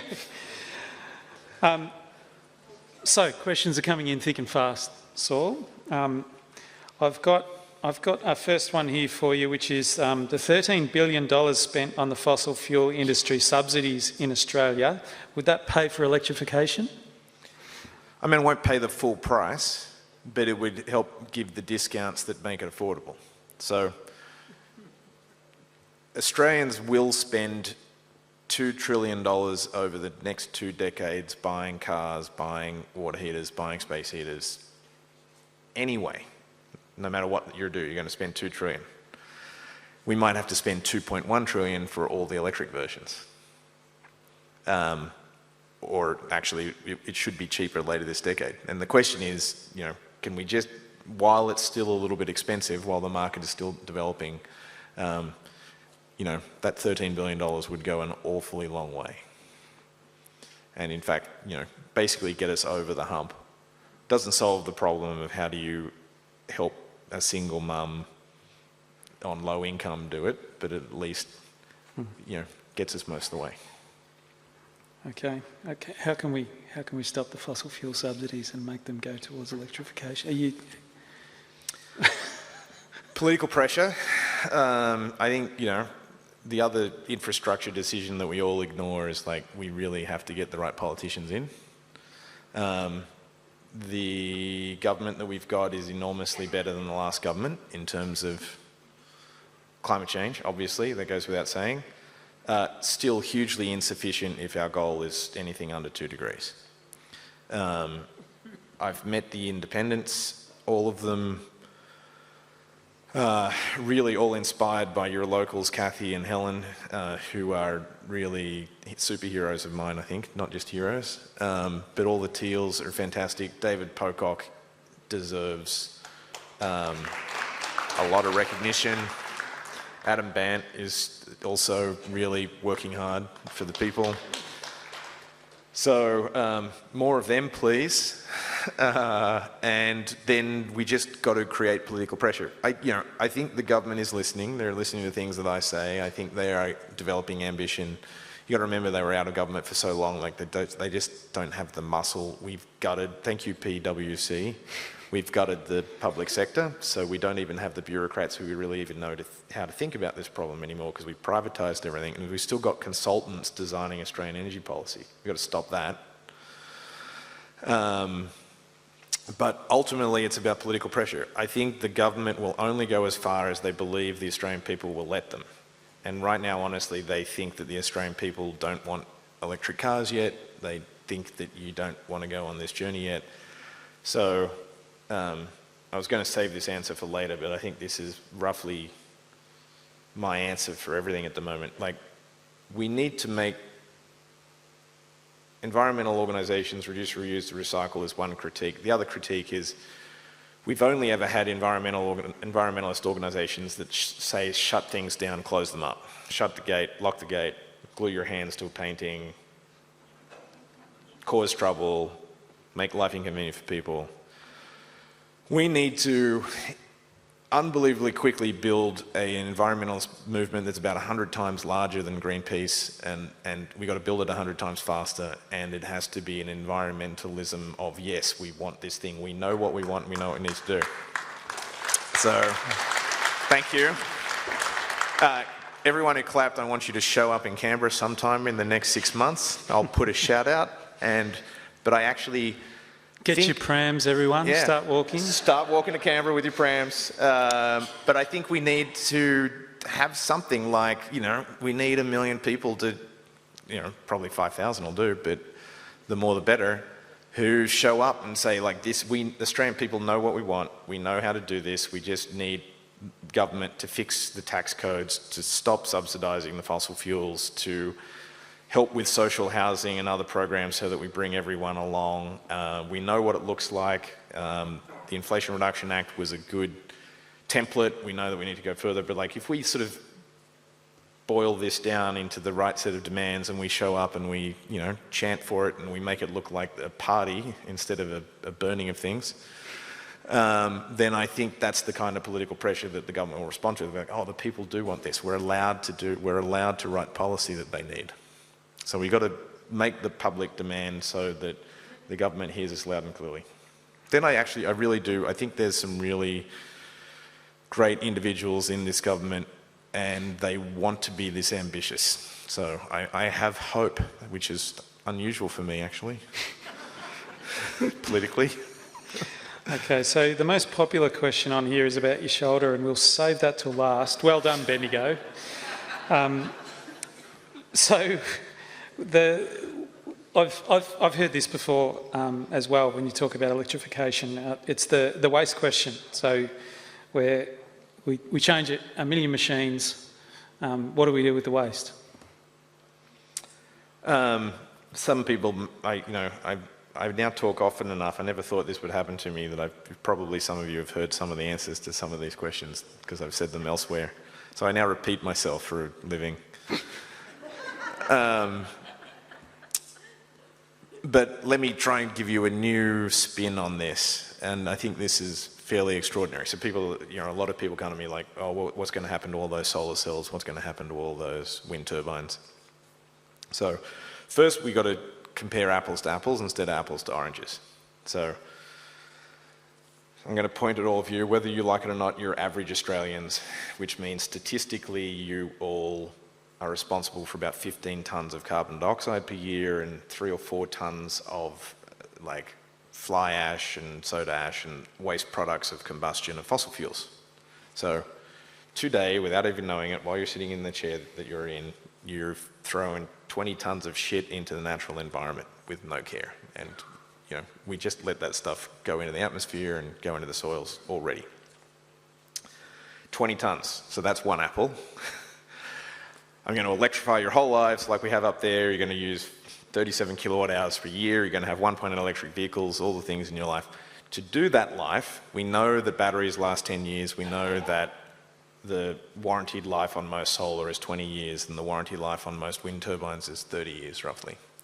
Using those lifetimes, I know that I need to produce about 50 kilograms per year of solar cells for each one of you, 50 kilograms per year of wind turbines and 50 kilograms per year of batteries to store half of the energy in. So just round figures. The good news is that most of a wind turbine is steel, copper, nickel, common metal elements. Most of the solar cell is actually the aluminum racking, the glass that goes on top, the silicon, and there's some copper and silver in there. Most of the batteries is metals also. It's lithium, it's nickel, it's tin, it's aluminium. All of those things are metals. This is where I get comfortable because I'm a metallurgist, which is great. So I actually know what I'm talking about on this topic. It's not like a physicist telling you about macroeconomics like I just did. But the most recycled materials in the world are metals. In fact, copper is so valuable for recycling, junkies do it for you. And so we should be able to recycle upwards of 90% of all those things. So I don't need 50 kilograms of those things for you every year. I need 5 or 10 kilograms per year of all of that stuff. So in an apples to apples sense, it's like 15 tons of stuff or 15 kilograms of stuff per year per person. So that's getting really close to the circular economy that we all dream about. And then, think about this even more exciting idea is that we know that the world is going through a demographic transition where actually global population will peak probably 2050, 2060 and be on the decline. So you've got a decline in global population, you're making everything that's in this new circular energy economy and you're recycling nearly all of it. We could be post-mining in 2100 because we've produced enough things to just keep in the recycling economy that we're post-mining. Think about that as a vision that we could fight for, which isn't science fiction, right? This is, you can now with a straight face say that that is an achievable goal for humanity and we can have some intellectual rigor behind the largely until today, vague notion of what a circular economy means. So I actually think there's a lot of hope around that. you know, will we do that right? Will we recycle things? No, you know, we're humans. We'll learn how to fuck up some of it. But largely, I think this issue is not such a problem. Sounds good. There's a number of questions in here about how we can help landlords and renters in this. Landlords aren't going to want to do it. Renters want to do it. They can't afford it. How do we do that? Some things won't be solved without legislation.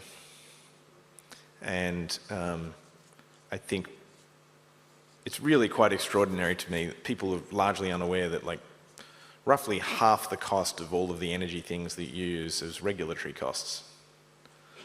And so you don't solve climate change or energy system transformation without deeply getting into regulatory stuff, including tax code. I think probably the landlord problem you can solve largely through the tax code, but it would be nice to have a regulatory stick that says your homes that you're renting have to be this level of quality. It would be even better if you could have a regulatory stick that made them sort of profit share on the rooftop solar with the tenants. We need some, we probably want some sticks and some incentives so that strata play nicely with each other. There's a lot of people who want to do it, but there's one grumpy climate denier on strata board and no one can do it. So we need some ways around that.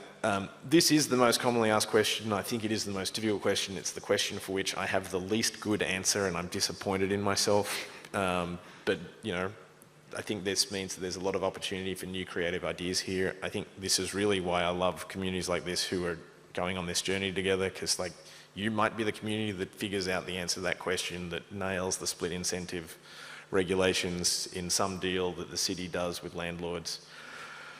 And then hopefully you do that this year, and then you tell everyone else in Australia how to do it, so I have a better answer next time I'm doing this.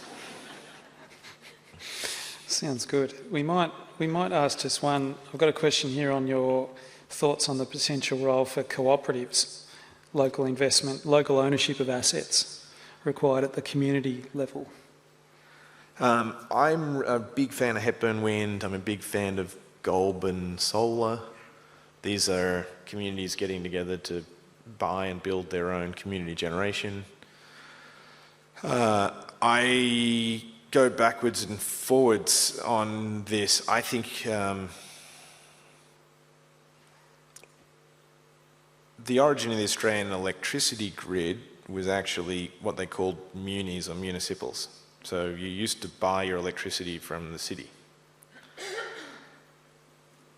Some fever dream of Reaganism, we ended up making it state monopolies on those things. But if you were thinking about this future energy system that we've created, where we would like to share the maximum amount of energy that was generated locally, because that'll give you the cheapest energy system, it really makes you think that maybe we should revisit the way that, that's, via council rates, etc. That's a different way to also have a co-op, but, we should even consider that. But I think, co-ops, building out the solar in the community, figuring out how to profit share, I think all of those new structures, we need to run those experiments really quickly. We need to figure out which ones work. And I think it's a great idea, and I hope you do it, and I hope you crush it. Beautiful. I think that might be a good spot to finish just there for now. We're going to have our local panel come up here now, and if anyone did want to stock up on painkillers, they might want a 20-minute break from the stage. I don't know. I'm fine. Up to you. You're fine. Painkillers are kicked in. Okay, he's keeping on going through it, folks. Huge round of applause for Saul doing it tough in Bendigo. But we might invite our panel to come on stage and join us. Can you give them a huge round of applause as they come out?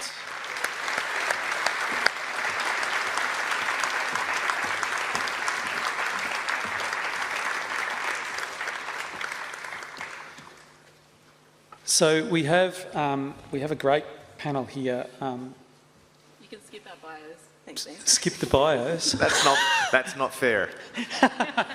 Yeah. Liz is a genius and she's won 4 International Genius Grants. No, that is, that's not true. I assume. I've only got your short bio. But I'm going to start with you now, Liz. Liz Greenbank is the General Manager Residential at RACV Solar. They are a major partner of the Greater Bendigo Climate Collaboration, and without their support we would have no project, we would have no roadmap, we'd have no climate summit. So a huge round of applause for RACV Solar and So Liz has spent her career working at the nexus of technology and consumers, most recently in renewable energy and previously in social services and government. As General Manager of RACV Solar's residential division, she's focused on making it easy for people to reduce their emissions, save money and increase their self-reliance. And this is the stuff that gets Liz up in the morning. Big round of applause, Liz. Jemima Kreutzer is in Year 12 and is up on stage in front of the Bendigo community, and that deserves a round of applause. Before I even introduce her, Jemima is the Environment Captain at Marist College Bendigo, a position that she invented for herself, I think.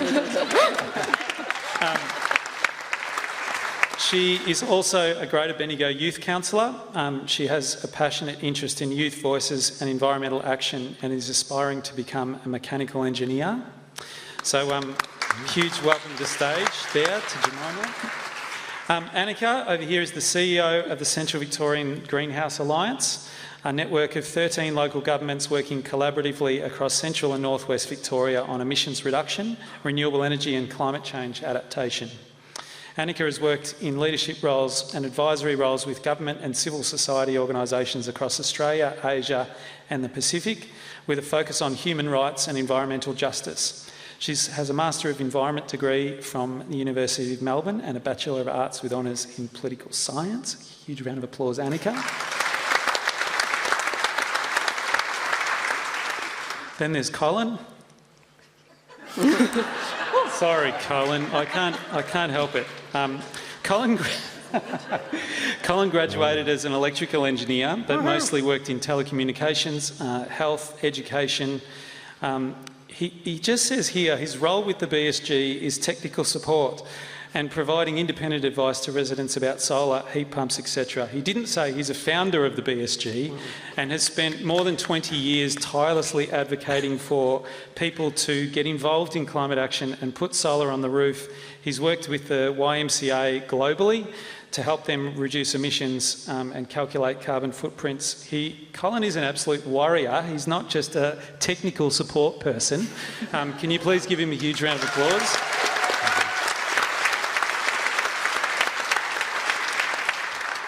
And down the end here we have Rodney Carter, who is a descendant of Dja Dja Wurrung and Yorta Yorta people and resides on Dja Dja Wurrung country in Bendigo, Central Vic.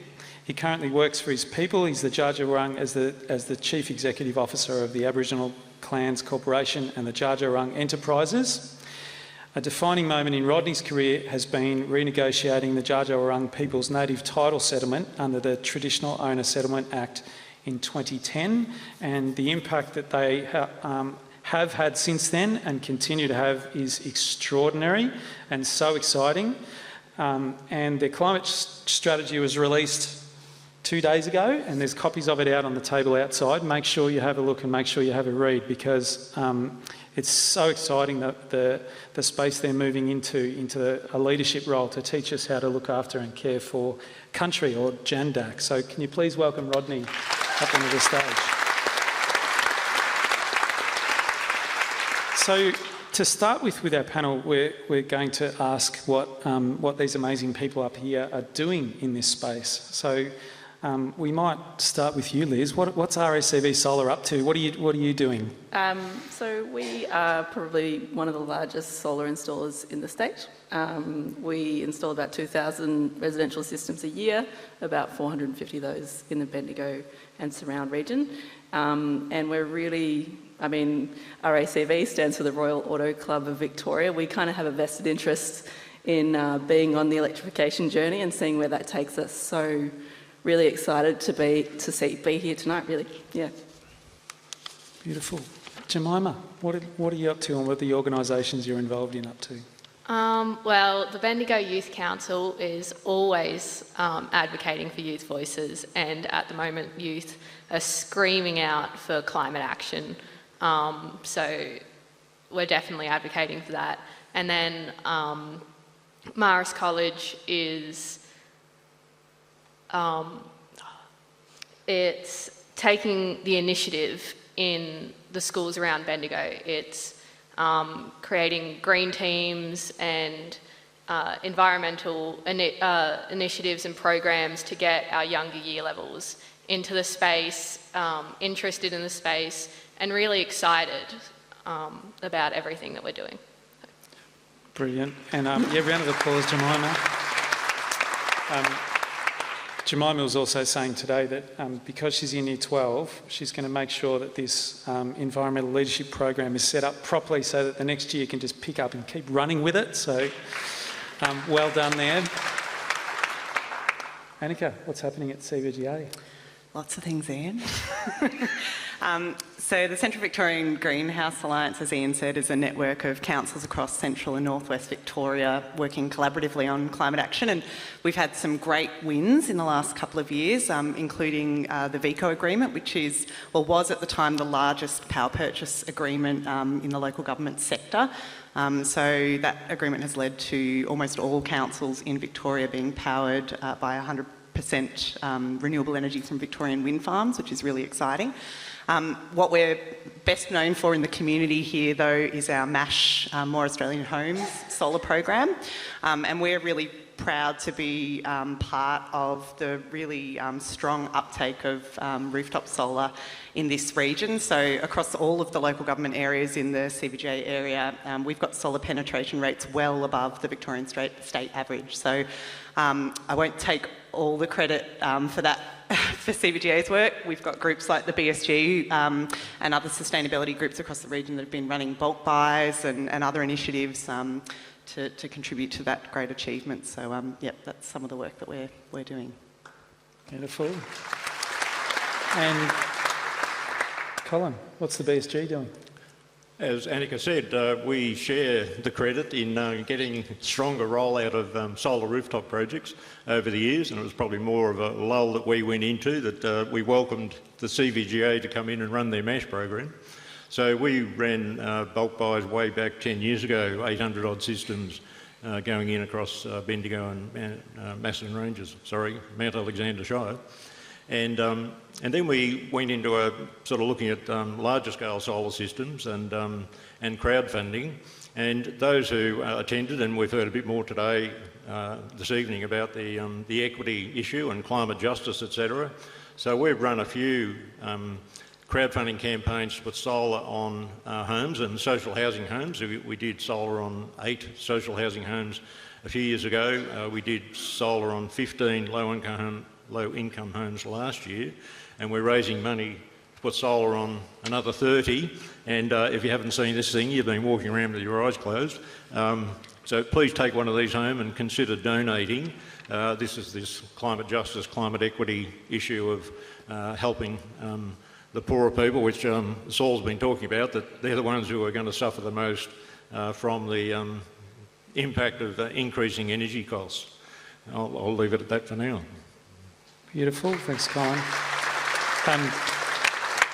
Can everyone just turn to the person next to them and suggest to them that they donate to the BSG project to put solar on low-income houses? Just tell the person next to you it'd be a good idea. Go. We'll auction off Hiroshi's used stroller. Yeah. Nice.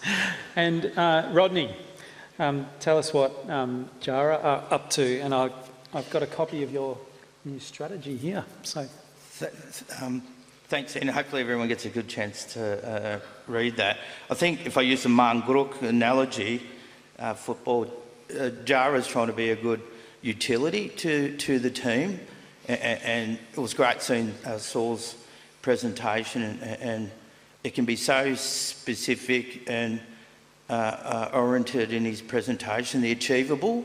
You know, it's always about money and resources, but I think it was so satisfying to think, you know, there's a form of vision in place that we can achieve. So to the notion then of us being a utility, I think the sunset of the state's water plan, that'll happen, you know, over the next 4 or 5 years, so we ensure continuing awareness of our water security. The work we're doing with the regional catchment authority and their strategy, that's only a couple of years on, that's looking at our environmental health across the catchment. The vision we've got as a region to ensure that our upper catchments are re-healed.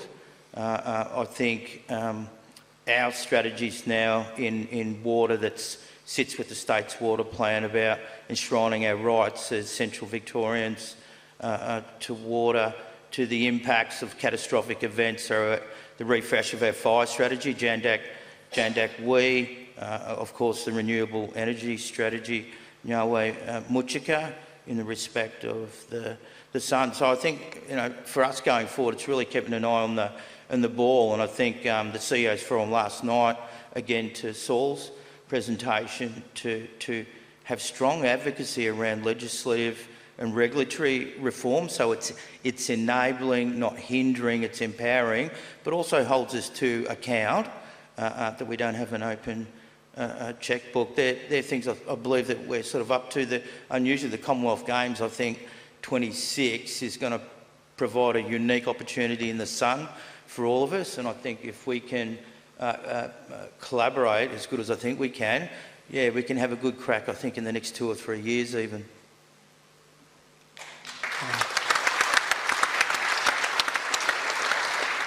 So I might change the order up here, but the second question I have for our panel up here is how can we work together to achieve this vision in Bendigo that has just been laid out so beautifully for us by Saul? So I might start with you, Annika. How do we do it here? Well, a piece of work that the CVGA are working on at the moment is to review the MASH program to look at how we can expand the really successful solar bulk buy and advice and information service that we've been running to support households to electrify. We're also really interested in the energy efficiency piece as well, particularly for low-income households who might not be at the point yet with the current rebates and incentives that are available to consider purchasing some of those sort of key household machines to electrify, but can achieve a lot in terms of improving the energy performance of their house through simple low-cost things like draft proofing and thermal blinds and other solutions. So we're looking at supporting that sort of broader energy efficiency and electrification piece through an expansion of the MASH program, which is really exciting. And I think, yeah, looking at how collectively through initiatives like the Giving Power program, but also through joint advocacy. I was just looking at the federal budget announcements around energy bill relief and the sort of, I think it was a $3 billion figure going towards energy bill relief for low-income households, which is really important at the moment because of the cost of living crisis. But that's also $3 billion that could be going into long-term investments in solutions for those families. A one-off payment is not going to do anything to change your energy bills next month or the month after. So I think we also need to shift the focus of these incentive and rebate schemes that the government's running. They're not handouts for individuals. They're an investment in our nation's housing stock for current and future residents. So I think we've got a lot of advocacy to do as well. Yeah. And Liz, RACV Solar obviously sells solar, but also heat pumps. How do we put them on every house? How do we do that in Bendigo?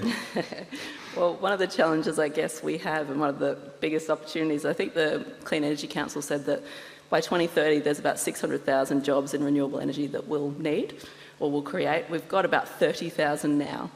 And that's not enough. If you've ever tried to get an electrician or a plumber, which you need both to get a heat pump, it's pretty tricky. So I think for us, we really want to look at investing in training. We've partnered with Homes Glen TAFE in Melbourne to do that. We built a solar facility for them where electricians can get on the roofs and see how to do it safely and really bring the standard up in terms of installation in Bendigo and across the state as well, because You want to install quality systems that actually last. You don't want to just be chucking it out in 5 or 10 years because you've bought a cheap system. So equity is also a really huge thing for us.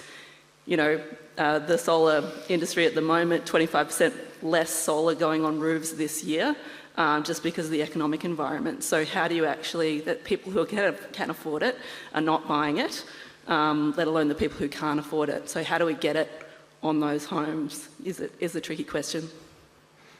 Yeah, for sure. For sure. Colin? We've always had this dream of community ownership. We started with a crowdfunding program to put 20 kilowatts on the council's library here in Bendigo, and then we put solar on the Archive Centre, which is another council building, and then the tram depot, and so we were powering our trams with solar before Melbourne. That's a big plus. Speaking of big numbers, Saul was talking about the hundreds of millions of dollars. We worked out some years ago about $100 million leaves Bendigo, $100 million per year, leaves Bendigo to pay for electricity. Only need $500 million to put in enough solar and batteries to power Bendigo, and that would last 20 years. So if you invested $500 million and you got $100 million a year for the next 20 years, that's a really good return on investment. So we're taking small steps towards that. And we've been getting government grants, so we've done 7 100 kilowatt rooftop projects around Bendigo, well, one in Mildura. We've got money in the bank for a food share 100 kilowatt project. We've got money in the bank at the moment from another government grant for another 100 kilowatt projects. So we're talking to businesses and Mount Alexander Shire about putting solar on one of their roofs. So our aim, our dream is community ownership. Money staying in Bendigo or the local region. And Jemima, as a young person, what would you say to the leaders of Bendigo and the community of Bendigo about this transition and what we might need to do? Definitely including young voices in the conversation. Youth goes from anywhere to 14 to 24, so people who are starting families, starting to look at buying homes, they're included in youth still. So it's still very important that we are included in the conversation because it is our future. We are inheriting this earth. But also helping to promote new industries related to the energy transformation within our schools. So a lot of us will do work skills classes and things like that, where we look at different industries and that needs that energy transformation and the alternative career paths need to be broadcast to students as well. Yeah, round of applause, Jemima. And Rodney, how can we make this happen here? What are we trying to do, eh? What was the question, sorry? Yes, sorry. It has been a big day. I'm getting distracted by these fantastic questions there. Yeah. They're sensational. No, electrifying Greater Bendigo. You know, what do we need to do to make it happen here? From How about a handbook? A handbook. Well, we do have a roadmap outside on the wall that has 35 actions that we've been creating over the last year with more than 1,000 people across Bendigo, and I don't know, we've called it a roadmap, but you could call it a handbook. I don't know.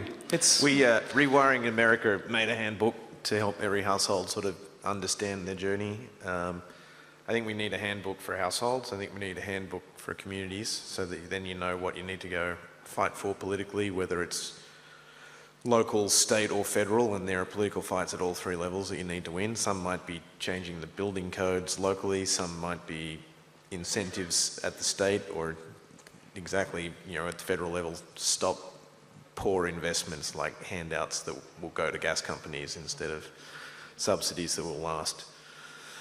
But I think I think a handbook's a great idea. We're doing it in the US, I'm hoping to do it here, but we should work together. You guys look like you're pretty active community leading the country. Cheers, we're trying. So Rodney, from a Jara perspective, like you could probably expand on what's in your new climate strategy. What's your plan? What's your vision for energy in Central Victoria? So I think in terms of the level of education of my people, and I've had this conversation with others, how that for disadvantaged people transferred across community very broadly. And Bendigo ain't got some really good statistics just quietly. There's a bit of housekeeping that we sort of need to do right across the whole community in our region, is how do we mentor and actually help those that it is so easily for us to point our finger at them in our cleverness, that there are a mass of people that can't empower themselves. So I think, and this was in Saul's data too, so you know that's a bit promising to drive us actually to help the masses to be able to Anika's point, improve the efficiency of dwellings, the housing crisis that we're facing at the moment, with hopefully again, you know, plugging the com games, you know, that gives us an immediate, not a perfect opportunity. I think, you know, we're capable, we're in the room, we're sort of converted. It's those that aren't in the room tonight that probably wouldn't understand a plan, Ian, you know, and I think in their heart they would want to, but they're really going to be challenged. So it's on every one of us to step down a little bit in what we do and mentor and provide support to people that need the most support. So when we did our renewable energy strategy, of course, you know, the socialising, talking to children, the future, to Jemima's point, I mean, we need to help youth to be able to lead this and push our buttons as adults, because we always seem to think we know everything, and seriously, we don't. The Jar Jar one will be helping our own people. We'll be investing in our own people. 10 years ago, we were stimulating the region's economy by 400,000. This financial year, it's $10 million. That's a significant community organisation contribution. Next financial year, it'll be $12 million. There's no Aboriginal corporation in this state, let alone Australia, that's investing so much into regional economy. So that success, you know, breeds success, help those less fortunate, and that's where we'll be putting our effort and wanting to support this collaboration. There is strength in numbers, there's incredible power in numbers, but we've got to realise we can't be self-serving. We've got to actually help those not in the room this evening.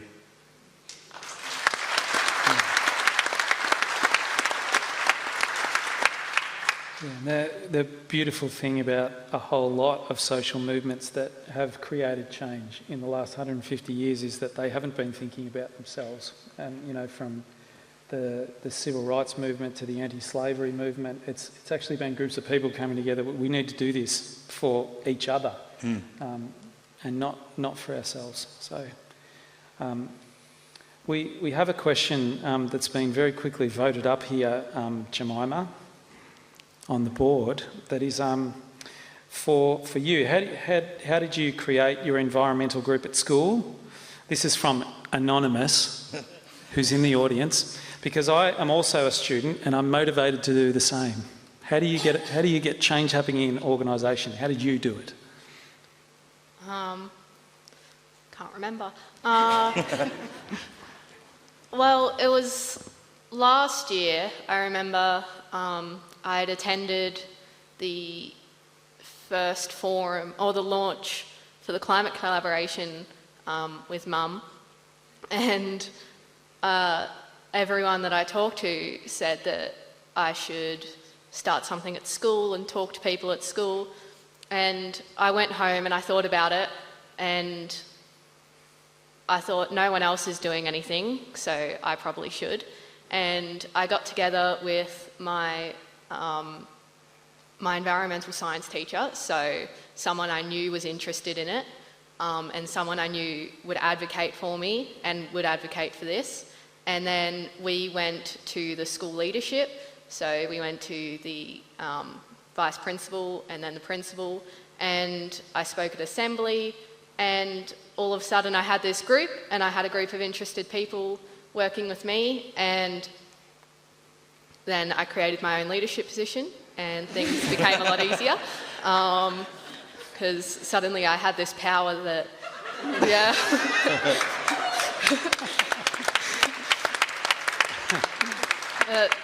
yeah, they also gave me a co-captain to help me. So,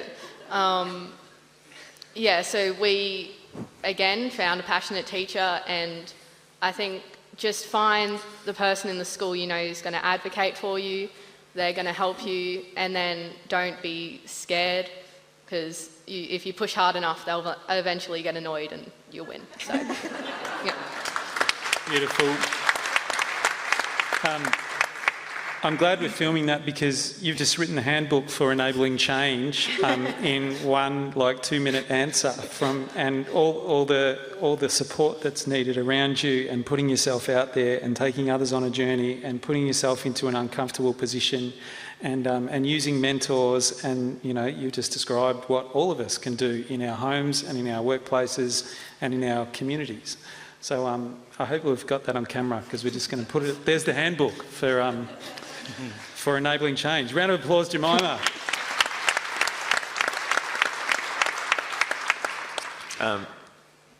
When I was Jemima's age, I just became aware of James Hansen's testimony to the US Senate, which was sort of a global awakening on climate change.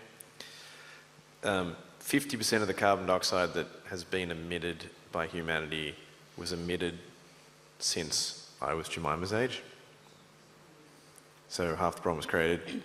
I'm thinking a lot, 2050, I'll be 80, not quite, 75. The amazing thing about Jemima, I'm so glad you're becoming an engineer, we need you. And we also need you to have that sort of CEO, boss lady energy, which is amazing. But and this is not to put all the pressure on your generation, but I think it is extraordinary to think that within her professional career, from when she's her age to when she's me, we have to fix climate change completely. So I'm amazed at you, and go for it. Thank you.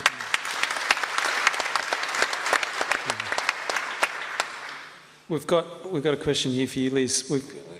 You're obviously a company, and sales of solar are down 25% from the people who can afford it. So what would it take to help RACV Solar get involved in the electrification of low-income households? Yeah, so we have been part of community-run programs before, similar to the MASH program that Annika's organisation runs. We also are partnering with social housing organisations in Melbourne to get solar on social housing, and we'd be really keen to broach that conversation here in Bendigo. And, we're just about to, and not launched yet, but part of the Geelong Community Electrify program as well. So that'll be down the coast. So again, it's really about the people here, and the people in the collaboration are the people that we need to work with to get something like that off the ground here, and the structure of which, I think really should be looking at those low-income homes, because they're the hardest ones to get over the line. Yeah, beautiful. We've got another question here. There's a hydrogen question that's gone right up to the top, Saul. But we've only got another 4.5 hours, so... I can be quick on hydrogen. Is hydrogen the false prophet of the energy future, is the question. There must be some hydrogen in the future. And ammonia, 1% of the world's energy makes fertiliser. We need some fertiliser. It's a good argument that there's too much, and that creates some problems. Nevertheless, you have to have some hydrogen, but it might be 1, 2, 3 or 4 or 5% of the total global economy.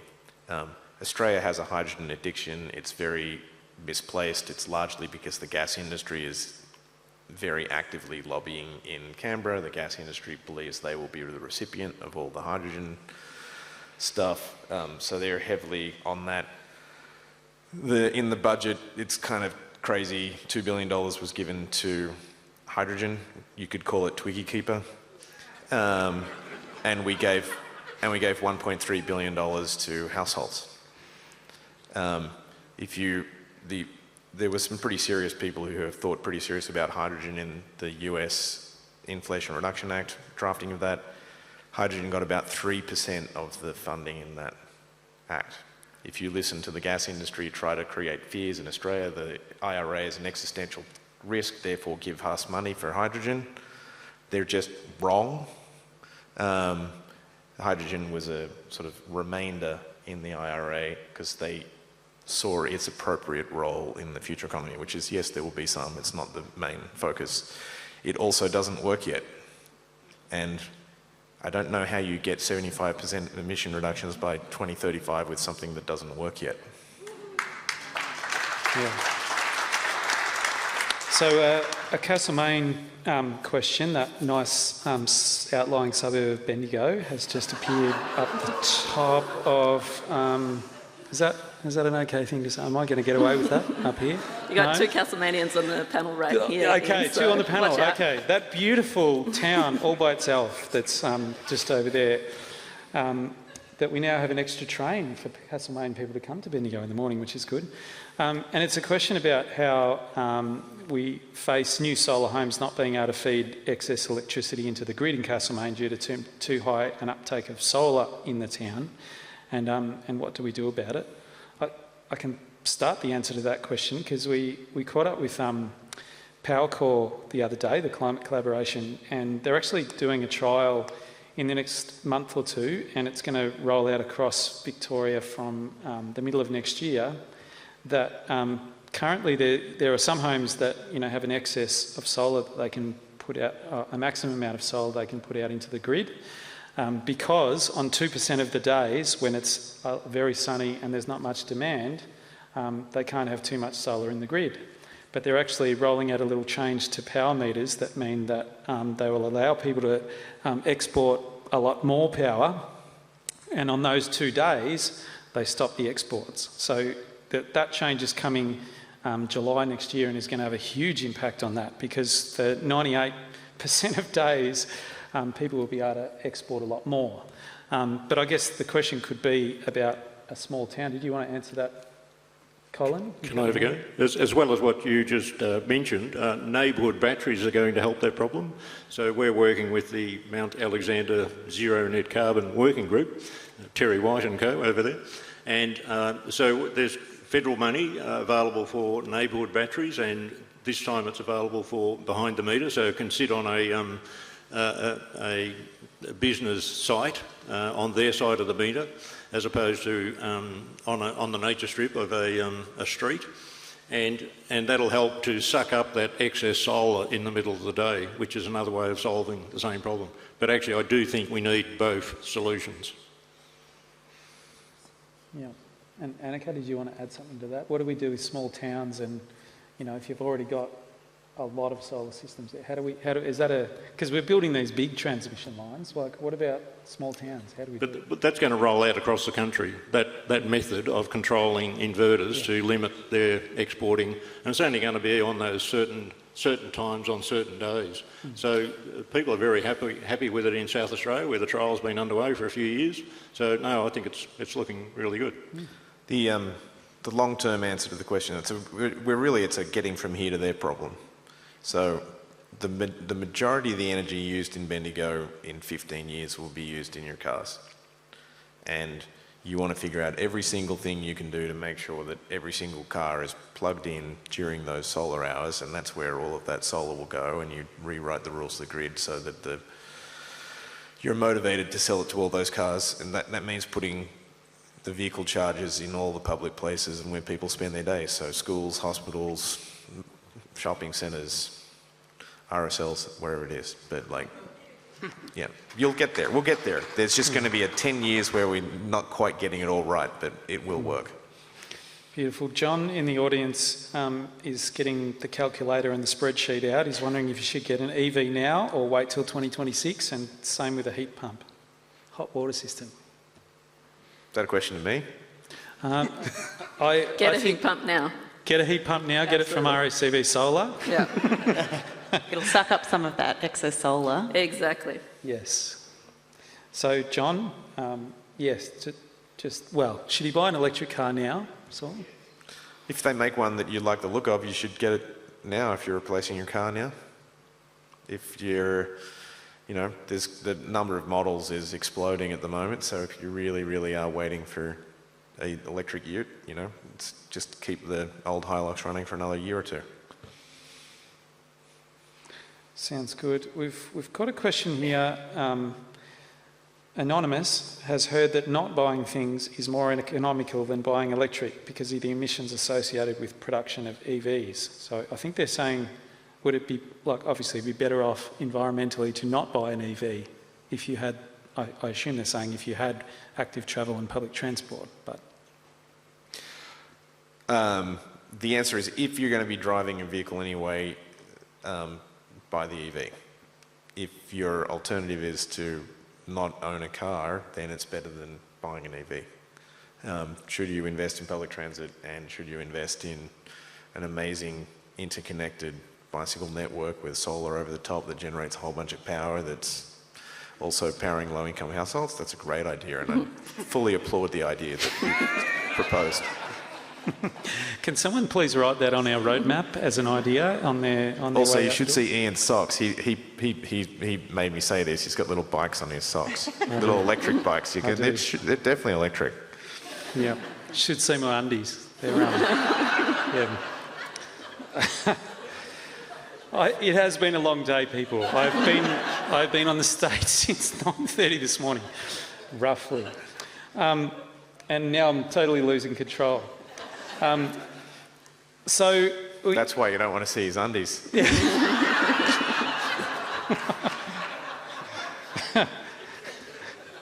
Getting hot under these lights.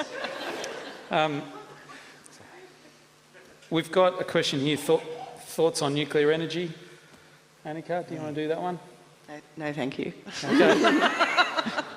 Pass. Yeah. I'll just level set. The world won't get to zero emissions without some nuclear energy. Australia provides about a third of the world's uranium, and we probably should and will continue to do so.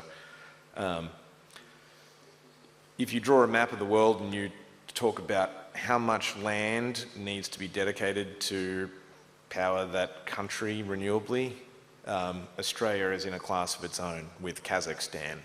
0.1% of our land covered with wind and solar generates all the energy that we need. If you do that map for the US, it's about 1 to 2% of all of its land. That's about the same amount of land that is covered with roads in the US. In China, that number's about 10%. So there's a bunch of countries in Europe, in Central Asia, high population density, where unless they take a serious diet on the amount of energy they want to live their lifestyles, they'll only really get there with nuclear. So Australia can do it without nuclear. I think we should do it without nuclear. Nuclear is not the cheapest, nor the safest, nor the easiest thing to do, but it is naive to believe that the world won't have a little bit. Yeah. Okay. So we're starting to draw towards a close here, and the questions are drying up a little bit. I've got a question here that's about young people. How do young people under 18 help with climate change? And I'll throw to Jemima in a second, but what I've been saying to young people that I talk with over the last decade is that this climate change problem was not caused by you and needs to be fixed by the time you finish university.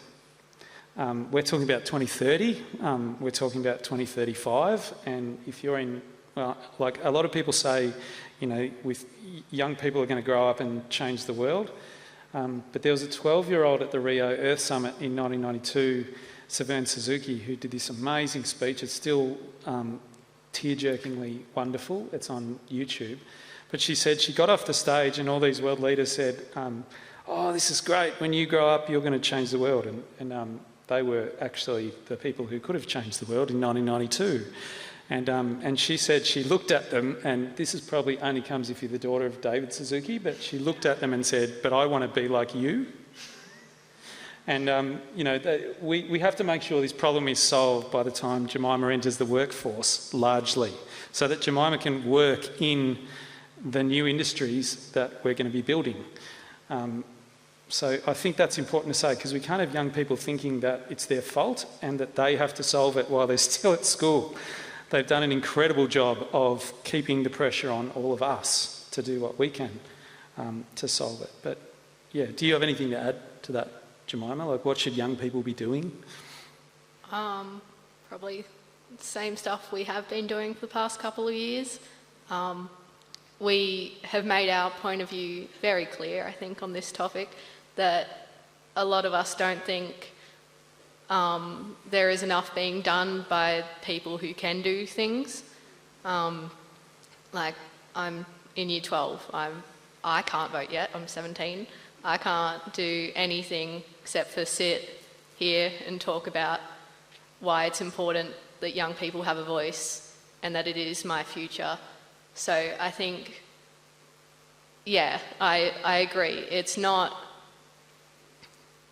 yeah, we are doing a lot of the advocacy work and the trying to draw attention to it, but we can't really solve it yet. So it's not really up to us. It's up to people who can do things and are in positions who are able to do things. Beautiful. Thanks, Jemima. And just before we wrap up, does anyone else on the panel have anything else burning to say that you've been sitting here going, Colin has?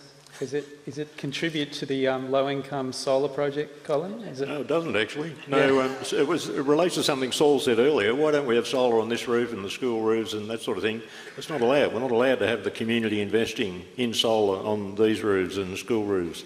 It's against the rules. Mm-hmm. So we're up against bureaucracy, and there's a few of us working to change that, but it takes a long time. I'll finish on that. You couldn't say anything more accurate. It's just, we will be apologising to Jemima and her generation because we're going to fail due to 1,000 bureaucratic paper cuts. It's literally just stupid rules. Like in my city, Wollongong City Council, which would like to do some of these things, the revenue department doesn't speak to the investment department, so they can't even do the economics on rooftop solar because the two hands don't talk to each other, so they don't invest on rooftop solar in any council-owned facilities. So there's just absurd details like that. So I 100%, 200%, 300% agree with you. We have to create the political change, and we have to solve these problems in every community, and then make sure as soon as someone finds the answer to one of these bureaucratic paper cuts that we propagate it across the whole country. Like, there's a lot of little battles that are to win. One, for example, that I find extraordinary is the Australian Energy Regulator, in their infinite wisdom, gave the gas companies permission to charge you $1,156 as a disconnection fee when you abolish your gas, which you will do at the end of your electrification journey. So we're literally going to pay the gas industry $10 billion on the way out the door. Right? All of these battles we've got to win. I'm glad you're in the fight. Beautiful. On that note, I might move over to the lectern over there to finish off. We're going to finish before 8:30, which is great. Can you please give all our panellists a huge round of applause?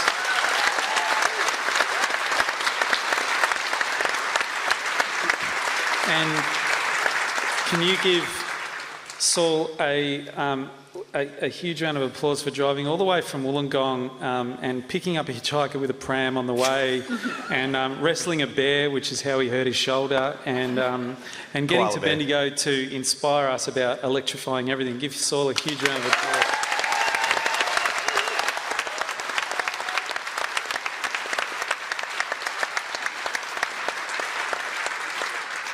So I'll head over there, and panellists can have a well-deserved rest over backstage, and we'll finish off.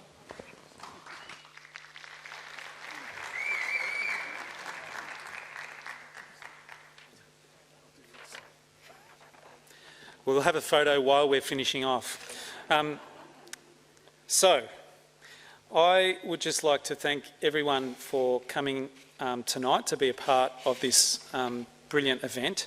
This project started 5 years ago when we had Paul Hawken almost to the day in this theatre talking about drawdown, and a whole lot of people have done a whole lot of work since to get this project to the place that it is. We have a roadmap. We'd love you all to go out there and provide some feedback on the roadmap. Saul was talking about creating your own zero CO2 plan.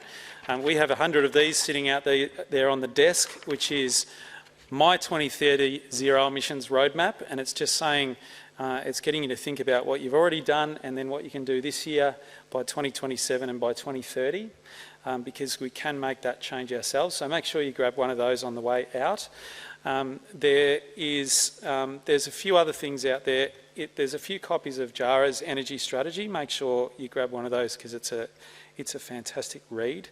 I'd like to give a huge thank you to all the partners of the Greater Bendigo Climate Collaboration, our major partners Agnico Eagle and RECV Solar, and our founding partners Bendigo Bank, Colibin Water and La Trobe Uni, our premium partners North Central CMA and CVGT Employment, and our community partners Bendigo Sustainability Group, ACF, Bendigo District, Bike Bendigo, Bendigo Food Share. We also have other organisations like Be Bendigo on our governance group, the Youth Council and Jara and DECA as well. State government have been represented on our governance group, and all of those organisations have come together and said we need to do this together as a city. The work is ahead of us now. We've got a good roadmap and we need to make sure that we make it happen. One of the sections in the roadmap is in each area is about advocacy, because we've set this project up and we said we wanted it to be about what can I do, what can we do together as a city, as a community, and then what do we need to advocate for. So we've got a whole lot of those positions there that we want to go to federal and state government with, and feel free to add in your thoughts and comments on those too, and feel free to write the letters. And if we do need to organise a walk to Canberra where we all bring the prams, let's do it. And we'll go and make it happen. I'd like to give a big thank you to the Greater Bendigo Climate Collaboration team, who have been working around the clock over the last 3 or 4 weeks to make this happen. It's been hard. It's been a lot of work. So Jen and Jess and Verity are out in the audience tonight. Huge round of applause to you.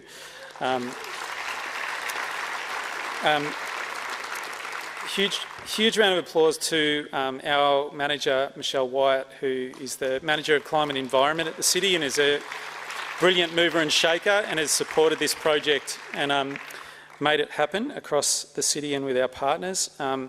Each one of our partners' organisations has been, the communications groups have been meeting, the governance group's been meeting to see what we can do to make this event a success. And it was just amazing today to have the brilliant conversations that we had up here on the stage, the wonderful conversations and buzz that we had out there in the halls. We had 26 stalls and 370 people this morning, 300 people tonight.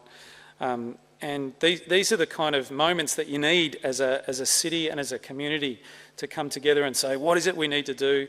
How are we going to do it? What can I do? What can we do? How can I join these community groups in Bendigo that have been pushing this for 15 or 20 years? How can I get involved in making this happen in Bendigo?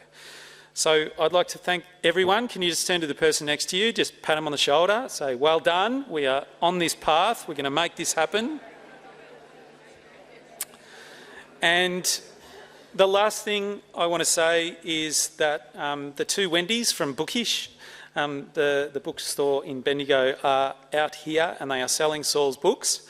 So queue up and buy those and get involved in the fight over the next 10 or 15 years. And let's make sure that Jemima can finish school, and we've done it. We've done it for her. Thanks, everyone.